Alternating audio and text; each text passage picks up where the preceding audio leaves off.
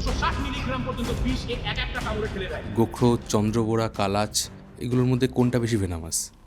কামড়ালে একটা মানুষ 10 থেকে 15 মিনিটের মধ্যেও কিন্তু মারা যেতে পারে। আবার ওদিকে রাসেলস ভাইপার, সে কিন্তু অনেকটা টাইম দেবে। এর মাত্র 40 মিলিগ্রাম বিষ লাগে একটা মানুষকে মারার জন্য। 2 দিন, 3 দিন, 4 দিন, 2 সপ্তাহ, 3 সপ্তাহ পরেও কিন্তু পেশেন্ট মারা যায়। 6 থেকে 7 মাস আগেকার ঘটনা, আমারই জেলার নবদ্বীপের ইনসিডেন্ট। দ্বীপ বলে একটা ছেলে, সে রাসেলস ভাইপার বাইট হয়ে যায়। হসপিটালের পিছনেই সে রেস্কিউ করছিল, প্রতাপনগর গ্রামীণ হাসপাতাল।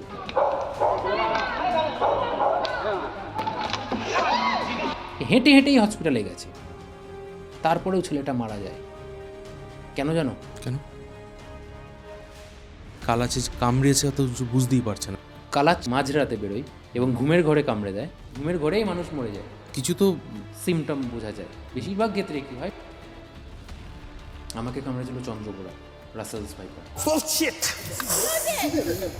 আমাদের জেলা হাসপাতাল থেকে বলেছিল এই লেফট হ্যান্ডটা পুরো বাচ্চা। আচ্ছা, ধরে নাও কারোর বাড়িতে যদি সাপ ঢোকে, বাড়ির লোক ভয় পেয়ে গেছে, এখন আমার করণীয় কি? আমি আমার আত্মরক্ষার জন্য কোনো ওয়াইল্ড লাইফকে অ্যাটাক করতে পারি? কোনো বন্য প্রাণীকে মারা তো দূরের কথা, তুমি যদি তাকে ভয়ও দেখাও তাহলেও কিন্তু তুমি অ্যারেস্ট হয়ে যেতে পারো। যতটা আমাদের সংবিধানে একজন রেঞ্জ অফিসারকে পাওয়ার দেওয়া আছে, সে একজন কোর্টের জাজকে পর্যন্ত অ্যারেস্ট করে নিতে পারে। আচ্ছা, তুমি প্রায় 21 দিন জেলে ছিলে। জেলটাকে তো অনেকে বলে সংশোধনাগার। কি মনে হয়, ওখানে গিয়ে মানুষ সংশোধন হয়? যদি সত্যি কথা শুনতে চাও তাহলে বলবো যে প্রত্যেকটা দর্শককে আমি রিকোয়েস্ট করবো যে স্নেক বাইট হলে ভালো হাসপাতালে যেতে হবে, এই জিনিসটা মাথা থেকে ছাড়ো। এবং প্রথম টাইমে ওই যে টাইমটুকুনির মধ্যে তোমাকে অ্যান্টিভেনামটা দরকার, সেই টাইমটা মারাত্মক। তুমি সাপ ধরতে গিয়ে জেল খেটেছো, সাপ ধরতে গিয়ে মৃত্যুর মুখ থেকে ফিরে এসেছো। হ্যাঁ, এই যে একটা প্যাশন, মানে এটা তুমি কিভাবে মেনটেন করছো? নমস্কার, আমি শাশ্বত ঘোষ, একজন শিক্ষক, পশুপ্রেমী এবং উদ্ধারকারী। তো বলো, কেমন আছো? খুব ভালো আছি, তুমি কেমন আছো বলো? এই তো চলছে। আচ্ছা, একটা জিনিস আমি ফিল করি, সাপ যে প্রাণীটা দেখতে অনেকটা ওই লিকলিকে সরু, আমার খুব একটা বেশি পছন্দ না। মানে ওই যে অনেকের থাকে না ইন্টারেস্ট যে আমি ধরে দেখবো, আমার ওই ধরে দেখার ইচ্ছাটাও আমার মধ্যে নেই। কিন্তু তোমার এই যে সাপ ধরার যে একটা প্রবণতা, বলো, তুমি তো গভর্নমেন্ট জব করতে, তার পাশাপাশি যে সাপ ধরার একটা প্রবণতা, এটা কী করে আসলো? মানে এটা কী করে গ্রো করলে তুমি?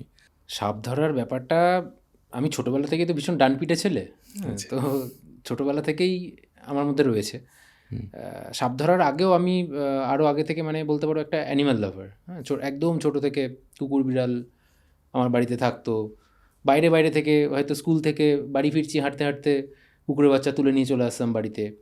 সেগুলো কোনো সমস্যা হলে হাসপাতালে নিয়ে যাওয়া, চিকিৎসা করানো, এই ব্যাপারগুলো একদম ছোটো থেকেই আছে। তো অবলা যারা বলতে পারে না, তাদের ভাষাগুলো বোঝার চেষ্টা, বলতে পারো, আমি ছোটো থেকেই করি। এবার করতে করতে করতে করতে হয়ে গেছে, সমস্ত যত অবলা আছে সেগুলোর সব দিক, মানে সব অবলা জন্তুর প্রতি একটা আলাদা রকম টান ছিল। তো সাপের প্রতি আলাদা কিছু, মানে যে মানে আলাদা করে ওটাকে আমি দেখি না, ওই অবলা জন্তুদের মধ্যেই ওটাকেও রাখি। এবং যেহেতু ইউটিউবে একটা বিরাট একটা পপুলারিটি হয়ে গেছে একটা সাপের একটা সাবজেক্ট নিয়ে, তো ওই কারণে এটা তোমাদের কাছে মনে হতে পারে যে এটা একটা আলাদা একটা বিষয়, কিন্তু আমার কাছে সব অবলাই কিন্তু একই রকম। এবং তাদের প্রতি টানটা আমার ছোটো থেকেই। মানে ফার্স্ট কত বছর বয়সে সাপ ধরেছো?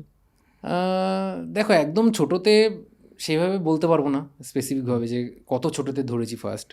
তবে ওই হেলে, জলঢোড়া, দাঁড়াস, যেগুলো আমাদের এলাকায় যেগুলো নন ভেনামাস, যেগুলো নির্বিষ সাপ, সেইগুলো নিয়ে ছোটোবেলা থেকেই খেলা করা বা ইয়ে করা, এই ব্যাপারগুলো আমার মধ্যে রয়েছে। এবং প্রচুর দুষ্টু বুদ্ধি মাথার মধ্যে রয়েছে, তো পকেটে করে নিয়ে গিয়ে কাউকে ভয় দেখানো, এই সব ব্যাপারগুলো আমি খুব এনজয় করতাম ছোটো থেকেই। তো এক্স্যাক্টলি বলা মুশকিল যে ফার্স্ট কবে আমি সাপ ধরি, এটা বলা একটু মুশকিল। দাঁড়া সাপের কথা যেহেতু বললে, দাঁড়া সাপের ব্যাপারে একটা মিথ আছে যে দাঁড়া সাপের লেজ দিয়ে নাকি বাড়ি মারলে নাকি শরীর পচে যায়। হ্যাঁ হ্যাঁ, লেজে কি কোনো বিষ থাকে? শুধু দাঁড়াস বলে না, আমাদের সাপ এই সাবজেক্টটাই এমন একটা সাবজেক্ট যেটার মধ্যে, মানে প্রাণীটার থেকে শব্দটাকে ভয় পাই আমরা বেশি। হ্যাঁ, তো আর যেখানে ভয় সেখানেই অজ্ঞতা, সেখানেই অশিক্ষা, সেখানেই কুসংস্কার, অন্ধবিশ্বাস, এগুলো সব দানা বাঁধে আর কি। তো দারাস খুব প্রচলিত, মানে খুব বেশি পরিমাণে দেখা যায় আমাদের এলাকাতে। এবং দারাস সাপটা হচ্ছে টোটালি নির্বিষ, নন ভেনামাস, নন পয়জনাস। আচ্ছা, কোথাও কোনো পয়জনও নেই, কোথাও কোনো ভেনামও নেই, সারা গায়ে কোথাও কোনো রকম কোনো ক্ষতি ও করে না। তো স্বাভাবিকভাবে লেজেও কোনো কাঁটা নেই, বিষ নেই, বিষ কাঁটা নেই, কোনো কিছু নেই। হ্যাঁ, দারাস একটা টেকনিক একটা অ্যাপ্লাই করে। যদি তুমি দারাস ধরে নাও, বা আমি আমার ভিডিওগুলোতেও দেখতে পাবে, যখন আমি দারাস ধরি ও লেজ দিয়ে খুব শক্ত করে ধরে নেয় আচ্ছা, এবং ধরে পুরো একটা নট, মানে গিট বাঁধার মতো একটা নিজে নিজেই বেঁধে নেয়। এটা দারাস সাপ করে। এবার ওইটা দেখে মানুষের মনে হতে পারে কোনো সময় যে ও হয়তো লেজ দিয়ে কিছু একটা করছে, বেঁধে দিচ্ছে বা আটকে নিচ্ছে। সেই থেকে মানুষের মনের মধ্যে কুসংস্কারগুলো প্রচলিত হয়ে গেছে যে ও হয়তো লেজ দিয়ে হয়তো বিষ কাটা হয়তো শরীরের মধ্যে ঢুকিয়ে দেয়। কিন্তু কথাটা অ্যাকচুয়ালি বোগাস কথা, এটা পুরোপুরি একটা মিথ, এর সাথে বাস্তবের কোনো সম্পর্ক নেই। যখন আমরা মাঠে খেলাধুলো করতাম ছোটোবেলায়, সব থেকে কমন যে সাপটা দেখতাম জল ঢোরা সাপ।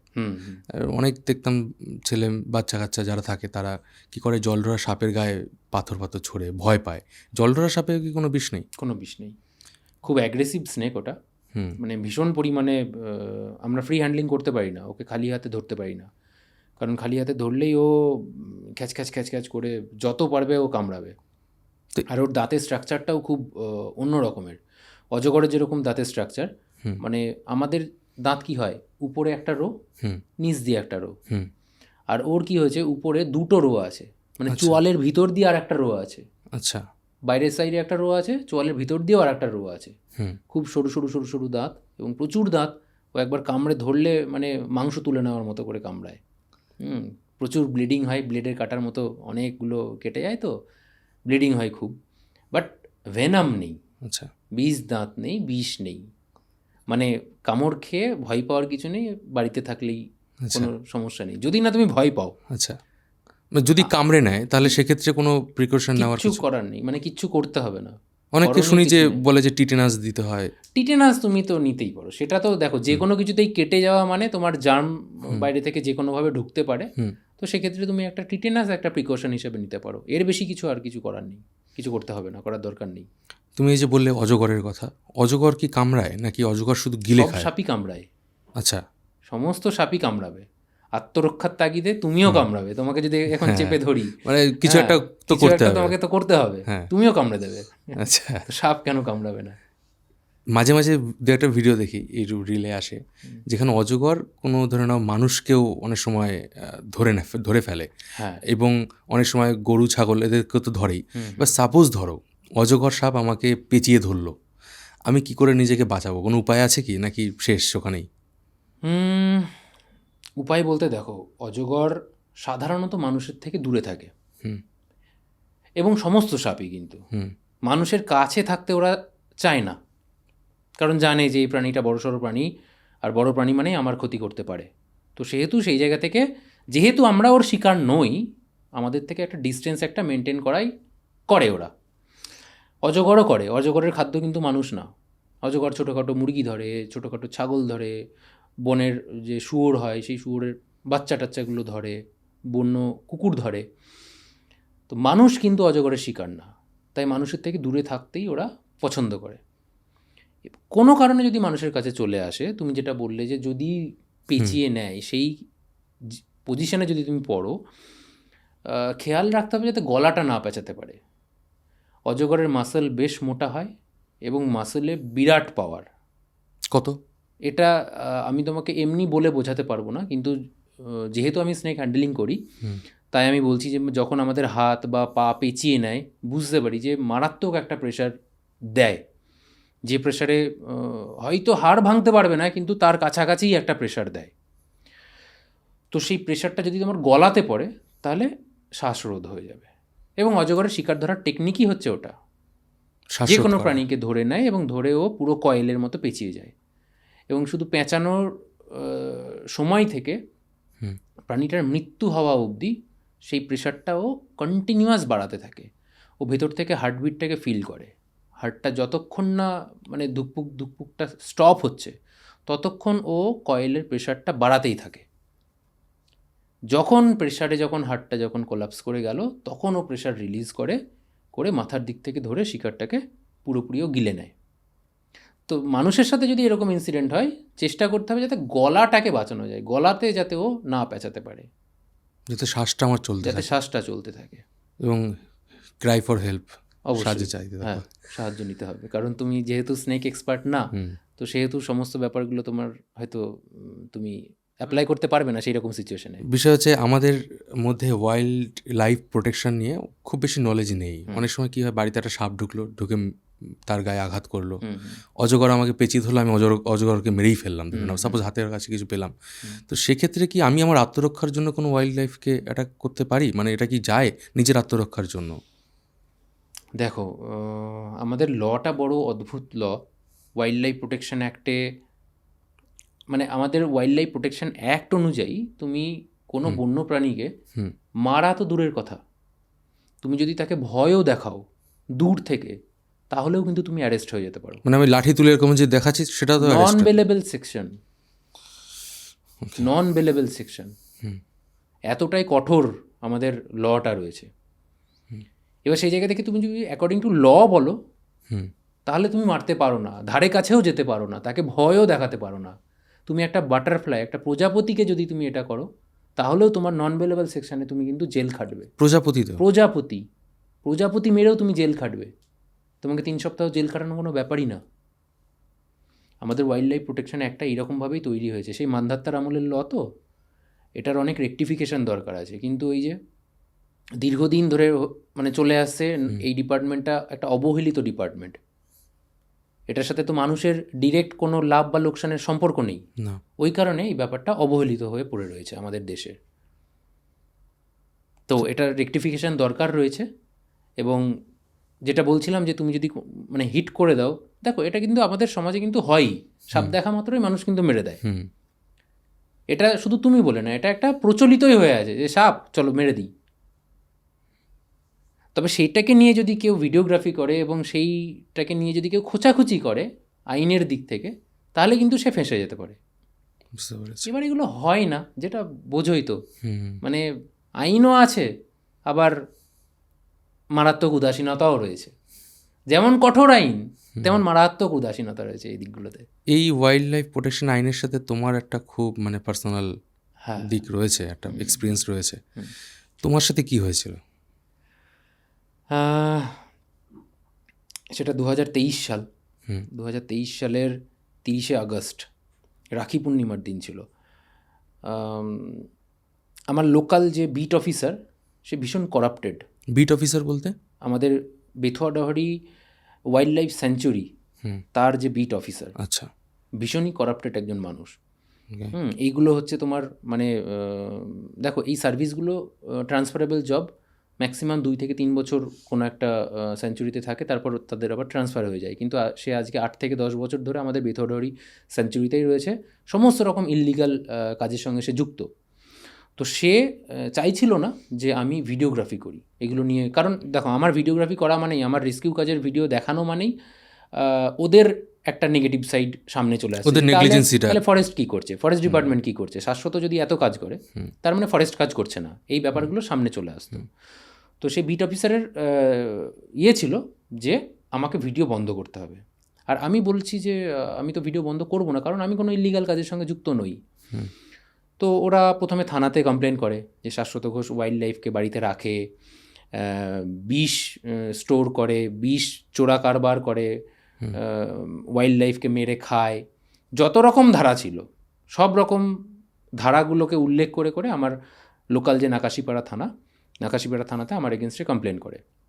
এবার যেহেতু থানার সাথেও আমার একটা কানেকশান রয়েছে, কারণ থানাও বিভিন্ন রকম হেল্প আমার কাছ থেকে নেয়, যখন কোথাও হয়তো কোনো রেস্কিউয়ের ব্যাপার আসে আমাকে ফোন করে সেখানে যেতে বলে বা কন্ট্যাক্ট দেয়। থানার লোকেরা জানতো যে তুমি জানে, অ্যাজ এ রেস্কিউয়ার জানে যে আমি কাজকর্ম করি। তো সেহেতু থানা আমাকে সে তখন অ্যারেস্ট করেনি, খুব স্বাভাবিকভাবে। এবার যেহেতু থানা কোনো অ্যাকশন নেয়নি, তো ফরেস্ট ডিপার্টমেন্ট নতুন একটা প্ল্যান করে ওই 30শে আগস্ট আমাকে, আমার সেদিন সকালবেলাতে কল আসে যে আমাদের বাড়িতে একটা হাঁসের খাঁচার মধ্যে অজগর ঢুকে গেছে। এবার যে এলাকাটাই কলটা আসে, আমার কোনো সন্দেহ এই কারণে হয়নি, কারণ আমাদের ফরেস্ট থেকে সব অজগরগুলো তো বেরিয়ে যায়, হুম। কারণ রক্ষণাবেক্ষণের অভাব বলো বা ভেতরে উপযুক্ত শিকারের অভাব, যাই বলো না কেন, আমাদের ওয়াইল্ড লাইফ যে স্যাঞ্চুরি রয়েছে সেই স্যাঞ্চুরির ভিতরে আর কোনো অজগর থাকে না, সব বাইরে বেরিয়ে যায়। আর যে এলাকা থেকে কলটা আসে সেই এলাকাতে তোমার সেই এলাকা থেকে আমরা মাঝে মধ্যেই উদ্ধার করি, এই কারণে অতটা ডাউটফুল ছিল না ব্যাপারটা। তো একদম সকালবেলায় ওই কলেই আমার ঘুম ভাঙে, আমি যাই স্পটে, রেস্কিউ করি, অ্যাজ ইউজুয়াল রেস্কিউ ভিডিওও বানাই। সেটাকে নিয়ে যখন আমি ফরেস্ট অফিসের দিকে আসছি জমা দেবো বলে সাপটাকে, ফরেস্ট অফিস থেকে হার্ডলি 100 মিটার আগে ওরা দাঁড়িয়েছিল, মানে ফরেস্টের টিম, অফিসারের টিম, তারা ওখানে দাঁড়িয়েছিল। এবং যেহেতু টোটালটাই একটা প্রি প্ল্যান্ড, সাপটাকে তারাই রেখেছিল, আমার যে বিট অফিসার এখন বলছি, সেই বিট অফিসারের নেতৃত্বেই সাপটাকে ওখানে ওই বাড়িতে রাখা হয়েছিল। সেই বাড়ির ছেলেকে দিয়ে আমাকে ফোন করানো হয়েছিল। আমি যখন আসি তারা ফোন, ওরা জানতো যে তুমি ওরা জানতো আমি ওখান দিয়েই ওখান আসছি, থেকেই যাবে। ওরা জানতো যে শাশ্বত ফরেস্টেই জমা দিতে আসবে, অন্য কোথাও যাবে না। তো ওখান থেকে স্পট থেকে মানে রাস্তা থেকে ওরা আমাকে অ্যারেস্ট করে নেয় এবং ডিরেক্ট কোর্টে চালান করে দেয়। এবং ওখানে দেখায় যে সাপটা নিয়ে আমি চোরা কারবার করছিলাম, সাপটাকে আমি পাচার করছিলাম, পাচারকারী হিসেবে ওখানে আমাকে আর যেহেতু মানে বলছি না আমাদের ওয়াইল্ড লাইফ প্রোটেকশন অ্যাক্টটা খুবই স্ট্রিক্ট, মানে কেউ যদি তোমাকে ফাঁসাবো মনে করে কেউ তোমাকে আটকাতে পারবে না। মানে তুমি বলছিলে যে একজন থানার আইসিরও পাওয়ার নেই একদম একজন একদম জাজকে অ্যারেস্ট করার। আমাদের থানার আইসি বা ওসির অতটা পাওয়ার দেওয়া নেই যতটা আমাদের সংবিধানে একজন রেঞ্জ অফিসারকে পাওয়ার দেওয়া আছে। সে একজন কোর্টের জাজকে পর্যন্ত অ্যারেস্ট করে নিতে পারে, এতটাই পাওয়ার দেওয়া রয়েছে। কারোর পারমিশন লাগবে না একজন রেঞ্জ অফিসারের একজন জাজকে অ্যারেস্ট করার জন্য। তো সেই জায়গা থেকে যেহেতু কোর্টে সাবমিট করে এবং আমার কাছে যেহেতু অজগরটা ছিল, তো সেটা মানে আমাকে 20 দিন জেল খাটানোর জন্য যথেষ্ট ছিল। এবং আমার প্রথম দফাতে 14 দিনের হয় এবং তারপরেও আরও 5 দিন এক্সটেনশন করে অবশেষে আমি 20 দিনের দিন আমি জামিনে মুক্ত হই। কৃষ্ণনগর জেলে ছিলাম। যখন ওরা তোমাকে অ্যারেস্ট করেছিল তোমার সাথে কেউ ছিল? সেদিন লাকিলি আমি একাই ছিলাম। আচ্ছা। কারণ যদি আমার সাথে অন্য কেউ থাকতো তাহলে সেই বেচারাও কোনো মানে অন্যান্য দিন কী হয় আমার সাথে থাকে একজন ক্যামেরা করার জন্য। এবার সেদিন খুব বলছি না আর্লি মর্নিংয়ে কলটা এসেছিল, এবার অত সকালে আমি কাউকে পাইনি, আর ওই কারণে আমি একাই বেরিয়ে গেছি। তো এটা একদিক থেকে সাপে বর হয়েছে, কারণ যেটা পানিশমেন্ট যেটা যাই বলো না কেন যেটা আমার সাথে হয়েছে, আমি চাই না যে আমার মতো অন্য কেউ নিরপরাধ সে বেকার আমার চক্করে পড়ে জেল খাটুক, সেটা আমি কোনোদিনও চাইবো না। এই যে তুমি অজগরের কথা বললে, অজগর তো খুব সম্ভবত আমাদের ইন্ডিয়ার সব থেকে বড় এবং পাওয়ারফুল সাপ, আমাদের ভারতবর্ষে সব থেকে বড় সাপ। প্রাচীনকালে বলা হয় একটা সাপ ছিল অনেক আগে, মানে ধরে নাও 6 থেকে 7 কোটি বছর আগে, হ্যাঁ হ্যাঁ, টাইটানোবোয়া বলে একটা সাপ। টাইটানোবোয়া। তো এই টাইটানোবোয়ার সাথে আমাদের যদি আমরা বলি যে মাইথোলজির যদি কথা বলি, বাসুকির কি কোনো কানেকশন তুমি কখনো ফিল করো জিনিসটা? দেখো এক্ষেত্রে তোমাকে একটা জিনিস বলি, টাইটানোবোয়া এটা হচ্ছে আমাদের ভারতবর্ষে কিন্তু পাওয়া যায়নি। টাইটানোবোয়া এটা একটা বোয়া প্রজাতির সাপ, এবং বোয়া প্রজাতির সাপগুলোর বাসস্থান ছিল আমেরিকা কেন্দ্রিক, ওই যে অ্যামাজনের ফরেস্ট ওই সমস্ত এলাকাগুলো। অ্যানাকোন্ডাও কি বোয়া প্রজাতির? অ্যানাকোন্ডাও হচ্ছে বোয়া প্রজাতির। আচ্ছা। পৃথিবীতে দুটো বড় প্রজাতির সাপ রয়েছে, মানে দুটো ফ্যামিলির সাপ হচ্ছে বড়, একটা হচ্ছে বোয়া আর একটা পাইথন। আচ্ছা। এবার ইন জেনারেল বোয়ার প্রজাতির মধ্যে যে সমস্ত বোয়া ফ্যামিলির মধ্যে যে সমস্ত সাপগুলো রয়েছে সেগুলো একটু আকারে ছোট হয় পাইথনের অনুপাতে, আর পাইথনের প্রজাতিগুলো বড় হয়। কিন্তু 6 থেকে 7 কোটি বছর আগে টাইটানোবোয়া সেটা এখনও অবধি ফসিলস তো ওর পাওয়া গেছে, এবং সেটা এই কলম্বিয়াতেই পাওয়া গেছে। সে ফসিলস অনুযায়ী সেই সাপটার প্রায় 45 থেকে 50 ফুট লম্বা ছিল এবং ওজন ছিল প্রায় 1 টন। পৃথিবীতে এখনও অবধি পাওয়া সব থেকে বড় সাপ মানা হয় ওটাকে, গবেষকরা বলেন। তো সেই টাইটানোবোয়া ভারতবর্ষে কিন্তু পাওয়া যায়নি, যেটা তোমাকে বললাম। আর এই যে তুমি যেটা বলছো যে বলো অ্যানাকোন্ডা না, আমাদের পুরাণের বাসুকি নাগের যে কথাটা বলা আছে, এটা আমাদের পুরাণের একটা কাল্পনিক একটা চরিত্র। তো সাইন্টিফিক্যালি দুটোর সাথে কোনো মিল সেরকমভাবে নেই। এবার হতে পারে আমাদের ভারতবর্ষেও তো পাইথনের অনেক প্রজাতি রয়েছে, সেগুলো আকারে বিরাট বড় বড়, দীর্ঘদিন ধরে রয়েছে। হতে পারে সেইগুলোকে দেখে হয়তো বাসুকি নাগের কনসেপ্টটা মানুষের মাথাতে এসেছিল, কিন্তু অ্যাকচুয়ালি যদি তুমি সাইন্টিফিক্যালি যদি কথা বলো তাহলে দূর দূর তক কোনোরকম কোনো কানেকশান নেই। একটা কথা খুব মুভিতে ডায়লগে ফেমাস হয়েছিল, জল ডোরা নয়, বালি বোড়াও নয়, জাত গোখরো। ঠিক আছে, এই যে গোখরো সাপ কতটা ভেনামাস? গোখরো, চন্দ্রবোড়া, কালাচ, এগুলোর মধ্যে কোনটা বেশি ভেনামাস? এবং আমি সবকটাকে ডিস্টিংগুইশ করব কি করে? প্রথমেই বলি যে আমাদের ভারতবর্ষে যত সাপ পাওয়া যায় সেই সমস্ত সাপগুলোর মধ্যে বিষধর সাপের সংখ্যাটা খুব কম। যদি তুমি ধরো 1 বছরের মধ্যে তুমি 10টা সাপের সাথে যদি তোমার সাক্ষাৎ হয়, তার মধ্যে হয়তো 7 থেকে 8টা সাপই কিন্তু নন ভেনামাস, নির্বিষ সাপ। বাকি যে 2টো বা 3টে সাপ পড়ছে সেইগুলো হচ্ছে বিষধর, এবং বিষধরের লিস্টটা খুবই কম। আমাদের ধরো এই যে পশ্চিমবাংলা বা বাংলাদেশ এই সমস্ত এলাকাতে বিষধরের মধ্যে একটা রয়েছে, যেটা তুমি বললে যে কোবরা। কোবরার মধ্যে 2টো রয়েছে, একটা স্পেকটিক্যাল কোবরা যেটাকে গোখরো বলা হয়, আর একটা হচ্ছে মনোক্লেট কোবরা যেটাকে কেউটে বলা হয়। তো এই কোবরা একটা গেল, আর একটা হচ্ছে তোমার কালাচ, এটা একটা বিষধর। এই কোবরা আর কালাচ, যেটাকে কমন ক্রেট বলা হয়, এই দুটো হচ্ছে নিউরোটক্সিন বিষধর সাপ, মানে এদের বিষের প্রকৃতিটা হচ্ছে নিউরোটক্সিক। আর একটা রয়েছে হিমোটক্সিন চন্দ্রবোড়া, যেটাকে রাসেলস ভাইপার বলা হয়। তো এই 3টে বলতে পারো মেনলি বিষধর সাপ। এরাই হচ্ছে আমাদের এই গাঙ্গেয় সমভূমি এলাকায় সাপ নামে যে ত্রাসটা রয়েছে, ত্রাস সৃষ্টি করেছে। আর তুমি যেটা বলছিলে যে কোনটা বেশি ভয়ঙ্কর, ভয়ঙ্কর সবগুলো এক এক রকমভাবে তার ভয়াবহতাটা দেখায়। যেরকম একটা কোবরা কামড়ালে একটা মানুষ 10 থেকে 15 মিনিটের মধ্যেও কিন্তু মারা যেতে পারে। 10 থেকে 15 মিনিট মাত্র। এবার সেক্ষেত্রে কী হয় তোমার, কারণ নার্ভাস সিস্টেমের উপরও অ্যাটাকটা করে, নিউরোটক্সিক ভেনাম। আবার ওদিকে রাসেলস ভাইপার, সে কিন্তু অনেকটা টাইম দেবে। সে কোনো রাসেলস ভাইপারের বাইটের পেশেন্ট সাধারণত ইন জেনারেল দিনের দিন মারা যায় না। কিন্তু কি হবে, তোমার শরীরে অ্যান্টিভেনাম পৌঁছাতে যদি দেরি হয় তাহলে কী হবে, ও কিডনিকে অ্যাট্যাক করে। ওই হিমোটক্সিন কিডনিটাকে ড্যামেজ করতে শুরু করে। 2টো কিডনি একসাথে ড্যামেজ করতে স্টার্ট করে। ডায়ালিসিস দরকার হয়, মানে একটা পেইনফুল একটা ডেথ হয়। 2 দিন 3 দিন 4 দিন 2 সপ্তাহ 3 সপ্তাহ পরেও কিন্তু পেশেন্ট মারা যায়। খুব পেইনফুল হয়, যে জায়গায় কামড়ায় সেই জায়গাটা কেটে বাদ দিতে হয়, ভীষণ পেইনফুল। তো কোনো সাপই যে মানে একটু ইজি নেওয়ার মতো সেরকম কিন্তু ব্যাপার না। যেগুলো ভেনোমাস সেগুলো সবগুলোকেই ভয় পাওয়া উচিত, এবং সবগুলোই এক এক রকমভাবে শরীরে এফেক্ট ফেলে। বছরে কি কোনো সার্টেন টাইম আছে যে সময়টায় সাপের উপদ্রব বেশি হয়, বিশেষ করে বিষাক্ত সাপ? হ্যাঁ আছে। বর্ষাকালে সাপের অত্যাচারটা বেশি বাড়ে। কারণ কি, বর্ষাকালে হচ্ছে সাপ জেনারেলি কী হয়, দিনের বেলাটা লুকিয়ে থাকতে পছন্দ করে। কারণ মানুষ দিনের বেলায় হাঁটাচলা করে, কাজকর্ম করে, রাত্রিবেলায় মানুষ ঘুমায়। তো সাপের পক্ষে রাত্রিবেলাটাই বেরোনোটা ইজি, কারণ মানুষ দেখতে পায় না, সব মানুষ নিজেদের মতো ঘুমিয়ে থাকে। আর তখন ওরা বেরিয়ে শিকারটাকে সংগ্রহ করে। শিকার সংগ্রহ করে তারপর আবার যখন দিনের আলো ফোটে, ও যায় কোথায়? ও কিন্তু ওই ইঁদুরের কোনো গর্ত, বা তোমার বাড়িটাকে হয়তো এমন অপরিষ্কার করে রেখেছো যেখানে দীর্ঘদিন ধরে কোনো হয়তো ইটের কোনো ডাঁই পাকিয়ে রেখে দিয়েছো, আদলা ইট জড়ো করে রাখা আছে বছরের পর বছর, তার ফাঁকে ঢুকে বসে থাকে।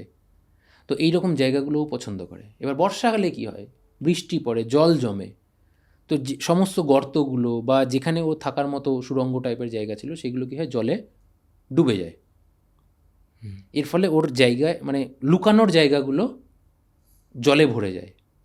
তো ও তখন কি করে, বেরিয়ে চলে আসে এবং যেখানে সেখানে ঢুকে যায়। তোমার ঘরের মধ্যে ঢুকে যেতে পারে, যেখানে ও আশ্রয় পাবে সেখানে ঢুকে যেতে পারে। এই কারণে বর্ষাকালে সাপের সঙ্গে মানুষের ক্ল্যাশটা বেশি হয়।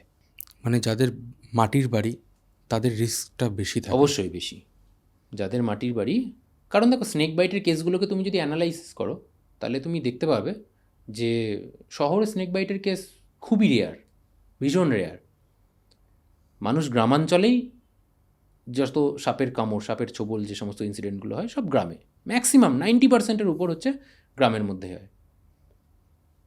যাদের মাটির বাড়ি, হ্যাঁ, কারণ তাদের ওই মাটির বাড়ির নিচে কি হয়, ইঁদুরের গর্ত করতে সুবিধা হয়, উপরে তোমার ফেলে দেওয়া খাবারগুলো খেয়ে নিতে পারছে ইঁদুর, আর নিচেই সুরঙ্গ করে নিচে থেকে যাচ্ছে, আর ওই ইঁদুর ধরার চক্করে সাপ ওখানে চলে আসে, ওখানে থাকে, ডিম পাড়ে, বাচ্চা পাড়ে।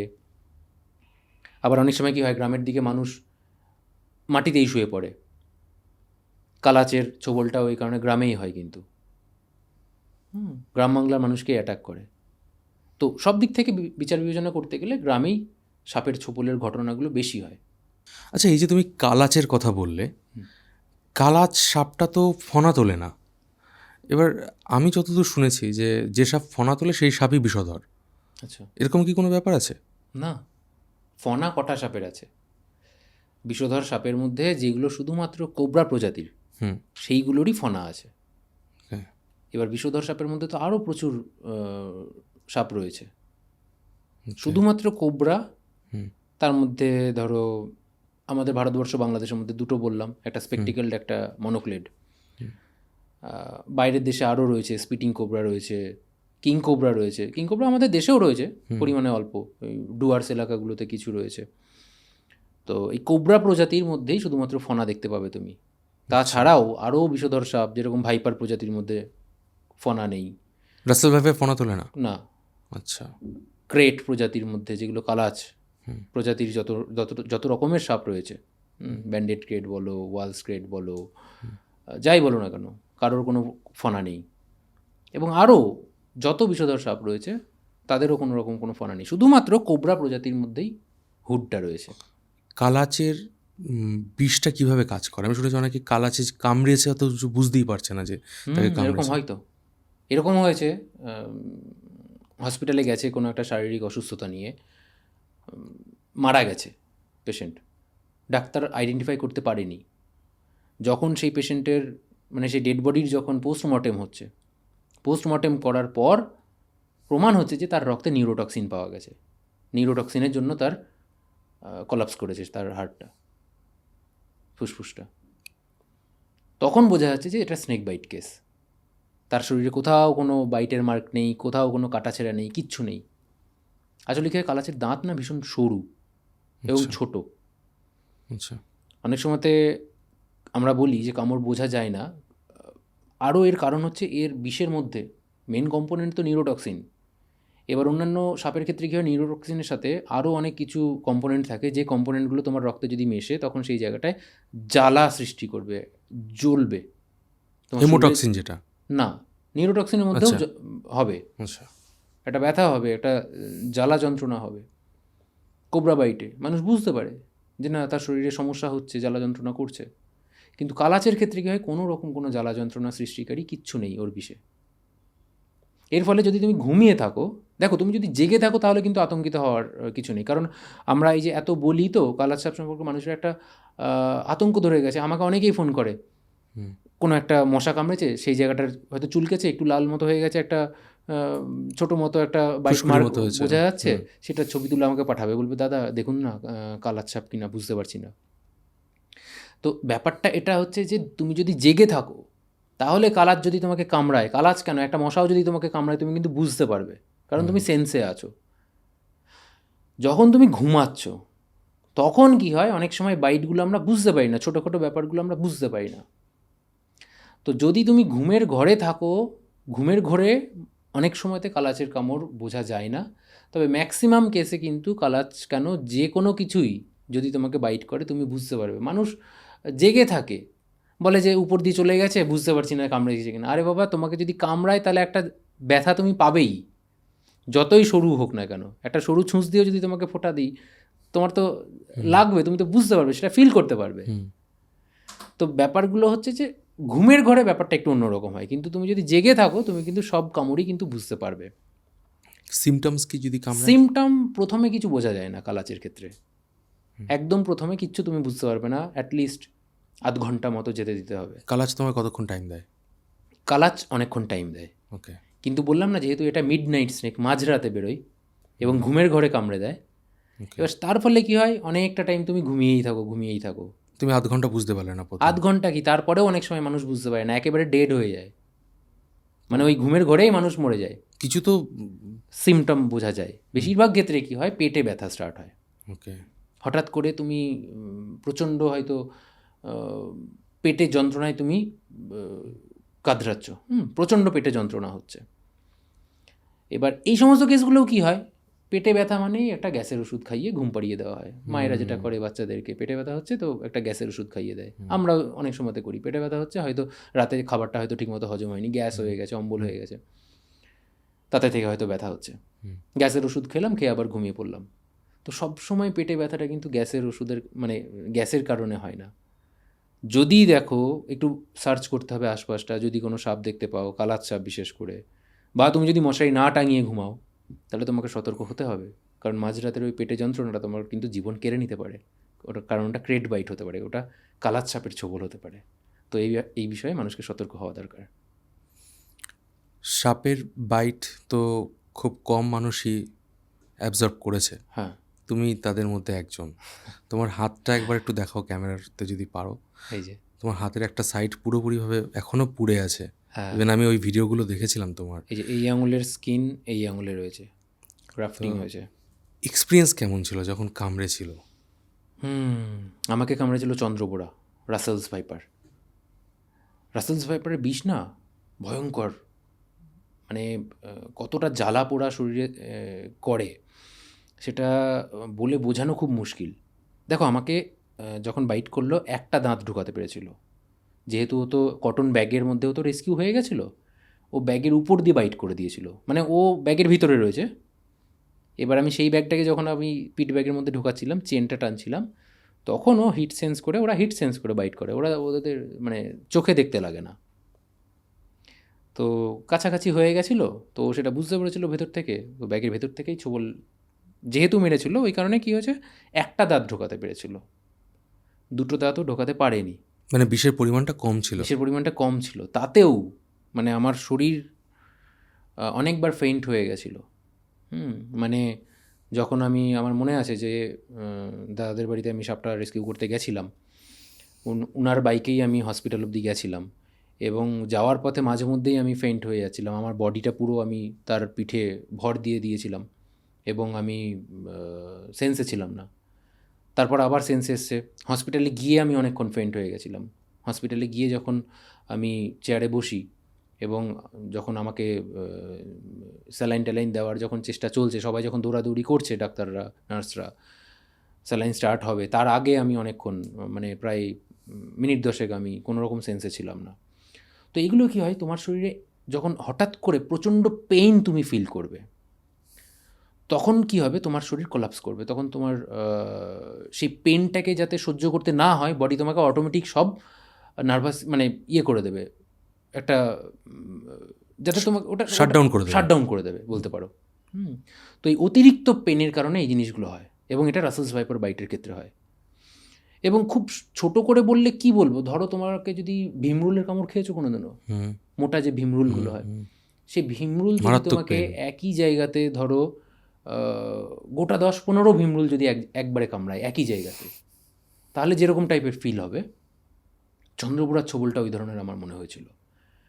মানে জাস্ট আমি কিছু করতে পারছি না, ফেটে যাচ্ছে পুরো, মনে হচ্ছে মানে আঙুলটা জাস্ট ফেটে যাবে।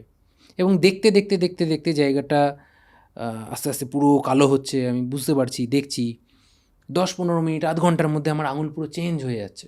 আমি দেখেছি তোমার আঙুলটা এরকম ফুলে গিয়েছিল, পাম পুরো মানে এই থায়ের মতো হয়ে গেছিলো, ফুলে গেছিলো। এই হাত, আমার এই হাত তো কেটে বাদ দিয়ে দেওয়ার কথা, আমাদের জেলা হাসপাতাল থেকে বলেছিল এই লেফট হ্যান্ডটা পুরো বাদ যাবে, আমাকে বলেনি, আমার বাড়ির লোককে বলেছিল। তো তারপর আমাকে যখন ওখান থেকে রেফার করে পিআরডিসে নিয়ে আসা হয় কলকাতা, ওখানে মানে একজনের নাম আমাকে করতেই হবে, ডক্টর অসীম কুমার দে। ওনার হাতে পড়েছিলাম বলে আমার হাত বেঁচেছে, আমার বুড়ো আঙুলটাও বেঁচেছে, এবং অবশ্যই আমার জীবনটাও বেঁচেছে। মানে উনি এতটাই ভালো ডাক্তার যে তোমার আঙুলটাও বাদ দিতে হয়নি? হ্যাঁ, উনি আমার আঙুলের গ্যারান্টি দিয়েছিলেন না প্রথমে। উনি বলেছিলেন যে আঙুলটা বাঁচাতে পারবো কি না বলতে পারছি না, তবে হাত থাকবে, এবং অক্ষতভাবে রয়েছে বেশিরভাগ ক্ষেত্রে। অনেক সময়তে তুমি যদি রাসেলস ভাইপার বাইট নিয়ে যদি তুমি একটু রিসার্চ করো, তুমি দেখতে পাবে এই যে সোয়েলিং যেরকম হয়ে যায়, মারাত্মকভাবে ফুলে গেছিলো, তো আমার হাত প্রচণ্ড ফুলে গেছিলো। এই ফোলাটা কিন্তু আমার চেস্ট অবধি চলে এসেছিলো, লেফট চেস্ট অবধি চলে এসেছিলো। এবং যত ফুল ছিল, এই ফোলাটা কমানোর জন্য, এই প্রেশারটা, অতিরিক্ত প্রেশারটাকে রিলিজ করার জন্য কি করে ডাক্তাররা, চিরে দেয়, মানে মাসেলগুলোকে রিলিজ করে দেয়। মানে হয়তো একটা ডিপ একটা এখান দিয়ে চিরবে, এখান দিয়ে চিরবে, 3-4 জায়গা চিরে দেবে। এরকম আমি অনেক পেশেন্টকে আমি দেখেছি, এবং সেগুলো ঠিক তো হয়ে যায়, হাত বাদ যায় না, কিন্তু মারাত্মক একটা বিচ্ছিরি একটা দাগ সারা জীবনের মতো হয়ে থাকবে। মানে সে অতিরিক্ত প্রেশারটাকে রিলিজ করার জন্য। তো আমার দেখো সেসবও কিছু হয়নি। উনি ওয়েট করে গেছিলেন, হ্যাঁ, যে 48 ঘন্টার একটা পিরিয়ড উনি ওয়েট করেছিলেন, যে 48 ঘন্টার মধ্যে, মানে পিয়ারলেসে যাওয়ার পর উনি দেখছিলেন যে স্টেরয়েড দিয়ে, বিভিন্ন মেডিসিন দিয়ে উনি দেখছিলেন যে ফোলাটা কিছুটা কমে কি না। তো একদম লাস্ট মুমেন্টে গিয়ে হয়তো প্রেশার রিলিজ করতেই হতো, তো লাস্টবার উনি যখন এসে আমাকে চেক করেন তখন দেখলেন যে না, এবার একটু কমতে স্টার্ট করেছে। তো আমাকে ওই কাটাকুটির মধ্যে আর যেতে হয়নি। তো ওই কারণে তারপর থেকে জিনিসগুলো বেটার হতে স্টার্ট করে। কতদিন হসপিটালে ছিলে? অল টোটাল প্রায় 1 মাস, মানে আমার হাতের আঙুলের প্লাস্টিক সার্জারি নিয়ে অল টোটাল আমাকে প্রায় মাসখানেক, 25-26 দিন মতো থাকতে হয়েছিল। যে মুমেন্টে তোমাকে সাপটা কামড়ালো, তুমি তো সাপটা ধরতে গিয়েছিলে, সেই মুমেন্টে তোমার কি ফিল আসলো? মানে তুমি কি প্যানিক করেছিলে? বেশিরভাগ মানুষ তো প্যানিক করে, তারা কি হবে আরও বেশি পরিমাণে টেনশন করছে, ব্লাড সার্কুলেশন বেড়ে যাচ্ছে, ক্ষতিটা আরও বেশি হয়। তুমি ওই মুহূর্তে কীভাবে নিজেকে শান্ত রেখেছিলে? একটা জিনিস কি বলো তো, অ্যাজ এ নোভিস, মানে যে ধরো সাপ সম্পর্কে কিছু জানে না, তার ক্ষেত্রে যদি এরকম একটা ইনসিডেন্ট হতো, হয়তো ব্যাপারটা জানি না, আমি ঠিক বলে বোঝাতে পারবো না, ইজি হলেও হতে পারতো। এবার আমি জানি সমস্ত ব্যাপারটা, মানে নেক্সট কয়েক দিনের মধ্যে আমার সাথে কি হতে চলেছে, আমি তো টোটাল ব্যাপারগুলো জানি। তো সেইগুলো জেনে নিজেকে শান্ত রাখাটা না অনেক বেশি টাফ। মানে যেহেতু আমি বলছি না, মানে পুরো ব্যাপারটা তুমি জানো যে কি হতে পারে না হতে পারে, তোমার কিডনি ফেলিওর হয়ে যেতে পারে, তোমার ডায়ালিসিস লাগতে পারে, তোমার আঙুল বাদ যেতে পারে যে আঙুলে কামড়ালো, হাত বাদ যেতে পারে, অনেক কিছু তখন মাথার মধ্যে চলছে। তবে সেই টাইমে যতটা সম্ভব আমি নিজেকে চেষ্টা করেছি নিজেকে ঠান্ডা রাখার। কারণ এটাও জানি যে যত বেশি আমি প্যানিক করব তত আমার জন্য সেটা ক্ষতি।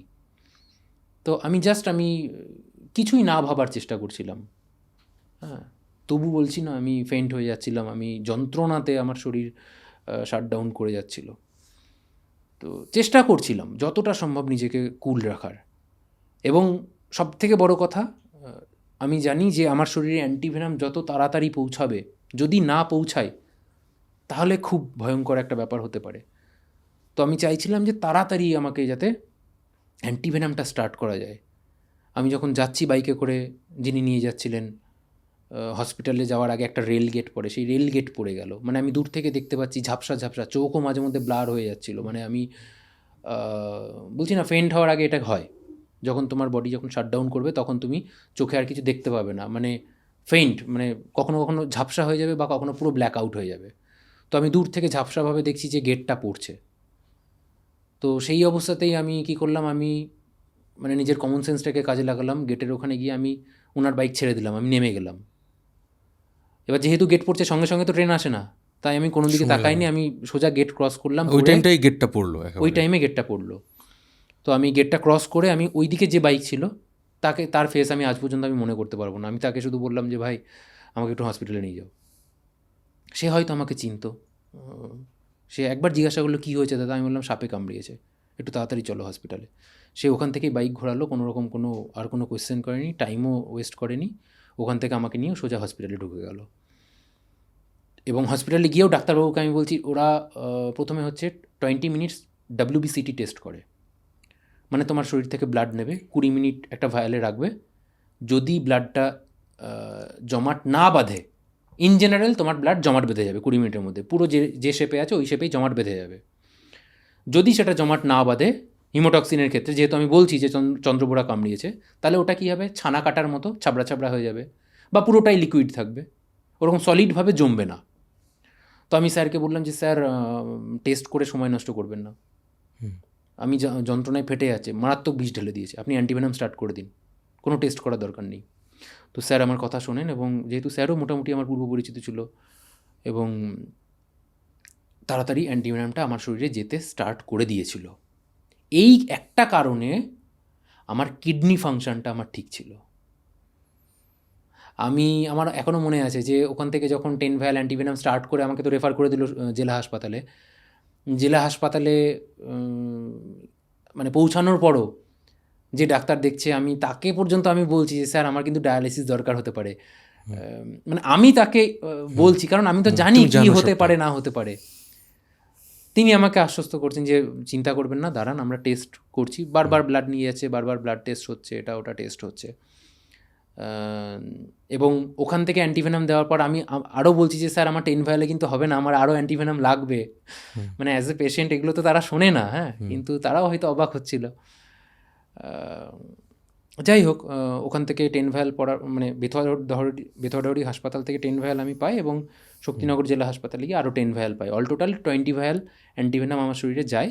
তারপর আর অ্যান্টিভেনাম আর লাগেনি, বিষক্রিয়াটা ওখানেই স্টপ হয়ে যায়। এবং যেহেতু বললাম যে শক্তিনগর থেকে আমার হাতটা কেটে বাদ দিতে চেয়েছিল, ওই কারণে সেকেন্ড ডে, মানে ফার্স্ট ডে তো আমি শক্তিনগরেই থাকলাম, ফার্স্ট ডে নাইটটা। সেকেন্ড ডে সন্ধ্যাবেলায় আমি ওখান থেকে বেরিয়ে আমাকে পিয়ারলেস নার্সিংহোমে অ্যাডমিট করা হয়। এটা মানে পুরো মৃত্যুর মুখ থেকে ফিরে আসা যাকে হ্যাঁ, বলে। অবশ্যই। আমার এবং এটা কিছুদিন আগেই, মানে আজকে আমরা যে ডেটে শ্যুট করছি 2-3 দিন আগেই এই ইনসিডেন্টটা হলো, মানে আমার 2 বছর কমপ্লিট হলো। সেটা ছিল 2024 সালের 10th মে। এখন তুমি তো পুরোপুরি সুস্থ। এখন আমি পুরোপুরি সুস্থ, তোমাদের আশীর্বাদে। তুমি সাপ ধরতে গিয়ে জেল খেটেছো, সাপ ধরতে গিয়ে মৃত্যুর মুখ থেকে ফিরে এসেছো, প্রচুর টাকা পয়সা তোমার খরচ হয়েছে, চিকিৎসা বলো, উকিল বলো, হ্যাঁ, হ্যাঁ। তারপরেও তো তুমি সাপ ধরা বন্ধ করোনি। না, এই যে একটা প্যাশন, মানে এটা তুমি কিভাবে মেনটেন করছো? আমাদের তো লাইফে অনেকের অনেক রকম প্যাশন থাকে, কেউ একটু ফেল হলো, কেউ একটু প্রবলেম ফেস করলো, সেই জিনিসটা থেকে মানুষ পিছিয়ে আসে।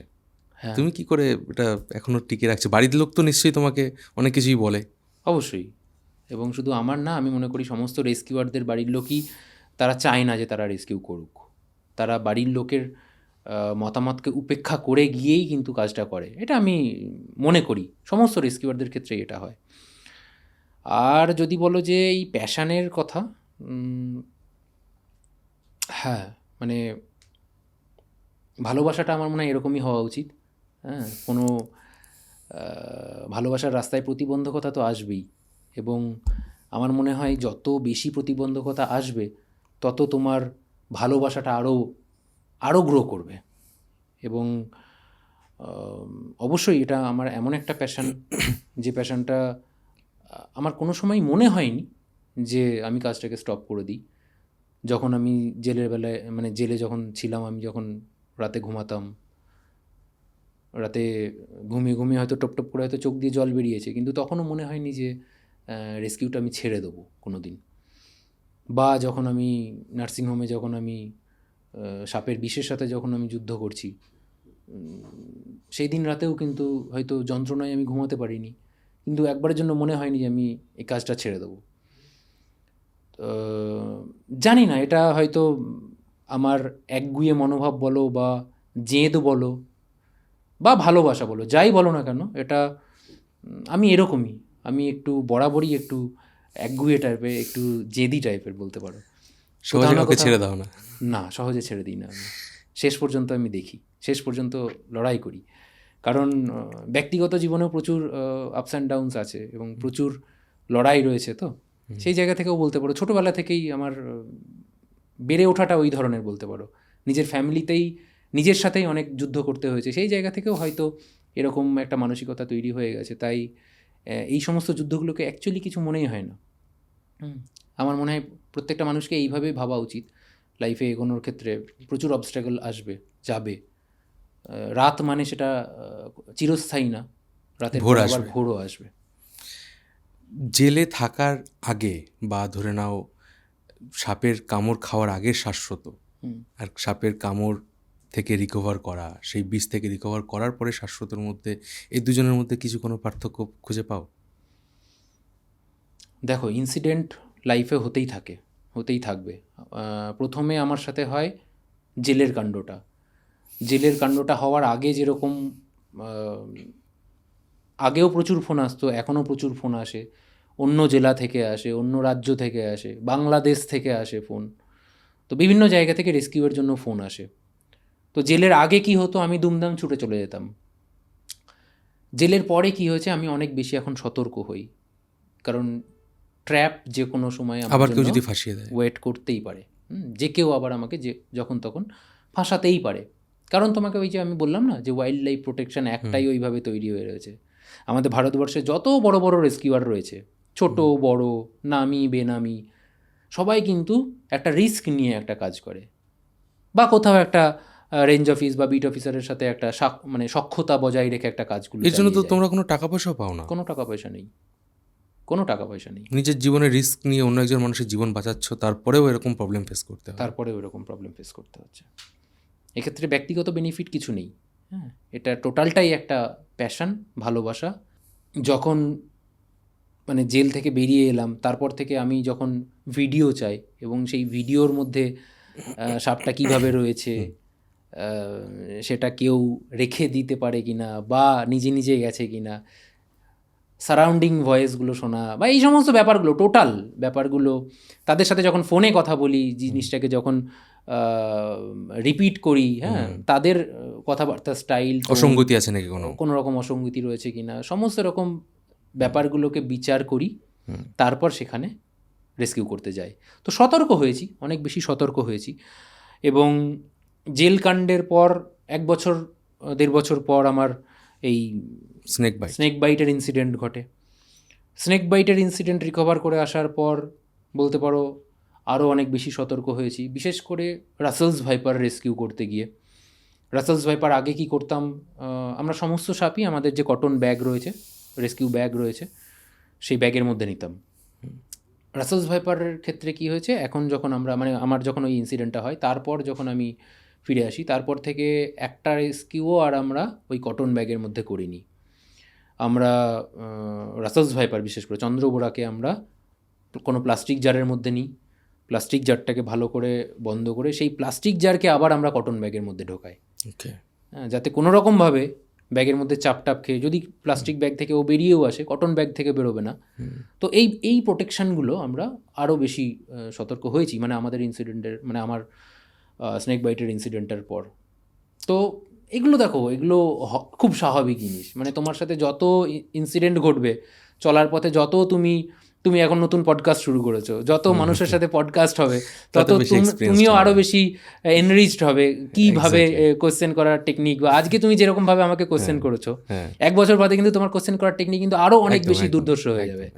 তো এইগুলো টাইমের সাথে সাথে যত তোমার এক্সপিরিয়েন্স হবে, তুমি এনরিচড হবে। একটা জিনিস যা দেখলাম, মানে তুমি তোমার সাথে যা যা হয়েছে, যত ঘটনা ঘটেছে, তুমি সব কটাকে খুবই পজিটিভলি তোমার লাইফে তুমি নিচ্ছ সবসময়। হ্যাঁ, একদম। আমার পার্সোনাল লাইফ বলো বা প্রফেশনাল যাই বলো না কেন, হ্যাঁ, আমি একটু পজিটিভ ছেলে।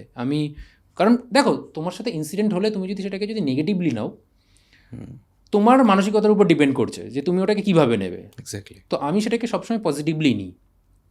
আমি মনে করি আমার সাথে যা হয়েছে, যা কিছু হয়েছে, যত খারাপ কিছু হয়েছে, সব হওয়ার দরকার ছিল। আমি মনে করি, সিরিয়াসলি বলছি, এটা আমি ইনার হার্ট থেকে বলছি। এটা আমি একটা জিনিস ফিল করি, তোমাকে একটা ছোট্ট ইনফরমেশন দিই। মানে আমরা অনেকে আছি, অনেক সময় ফিল করি যে এটা আমার সাথে কেন হলো, এটা কেন ঘটলো, কিন্তু আজ থেকে 5 বছর পর বা 6 বছর পরে গিয়ে তখন মনে হয় যে ওই জিনিসটা হয়েছে বলেই আজকে এই জায়গায় আমি আসতে পেরেছি। মানে ওই ডটগুলো আমরা পরে গিয়ে কানেক্ট করতে পারি। একদম। কারণ আজকে দেখো, আমার 34 বছর বয়স। এই 34 বছরে মাঝে মধ্যে মনে হয় যে এত এক্সপিরিয়েন্স করে গেছি না জীবনে, মনে হয় যেন মাঝে মধ্যে বয়স হয়তো 60 হলে হয়তো, মানে অ্যাকচুয়ালি 60 বছর মানুষের মতো আমি এক্সপিরিয়েন্স করেছি, মাঝে মধ্যে এরকম ফিল হয়। তো একদিকে ভালো না, তুমি কত বেশি এক্সপিরিয়েন্স হয়ে যাচ্ছ জীবনে, যত ঘটনা দুর্ঘটনা যাই বলো না কেন, যা কিছু তোমার সাথে হচ্ছে, তো তুমি সেগুলো থেকে প্রচুর কিছু শিখতে পাও।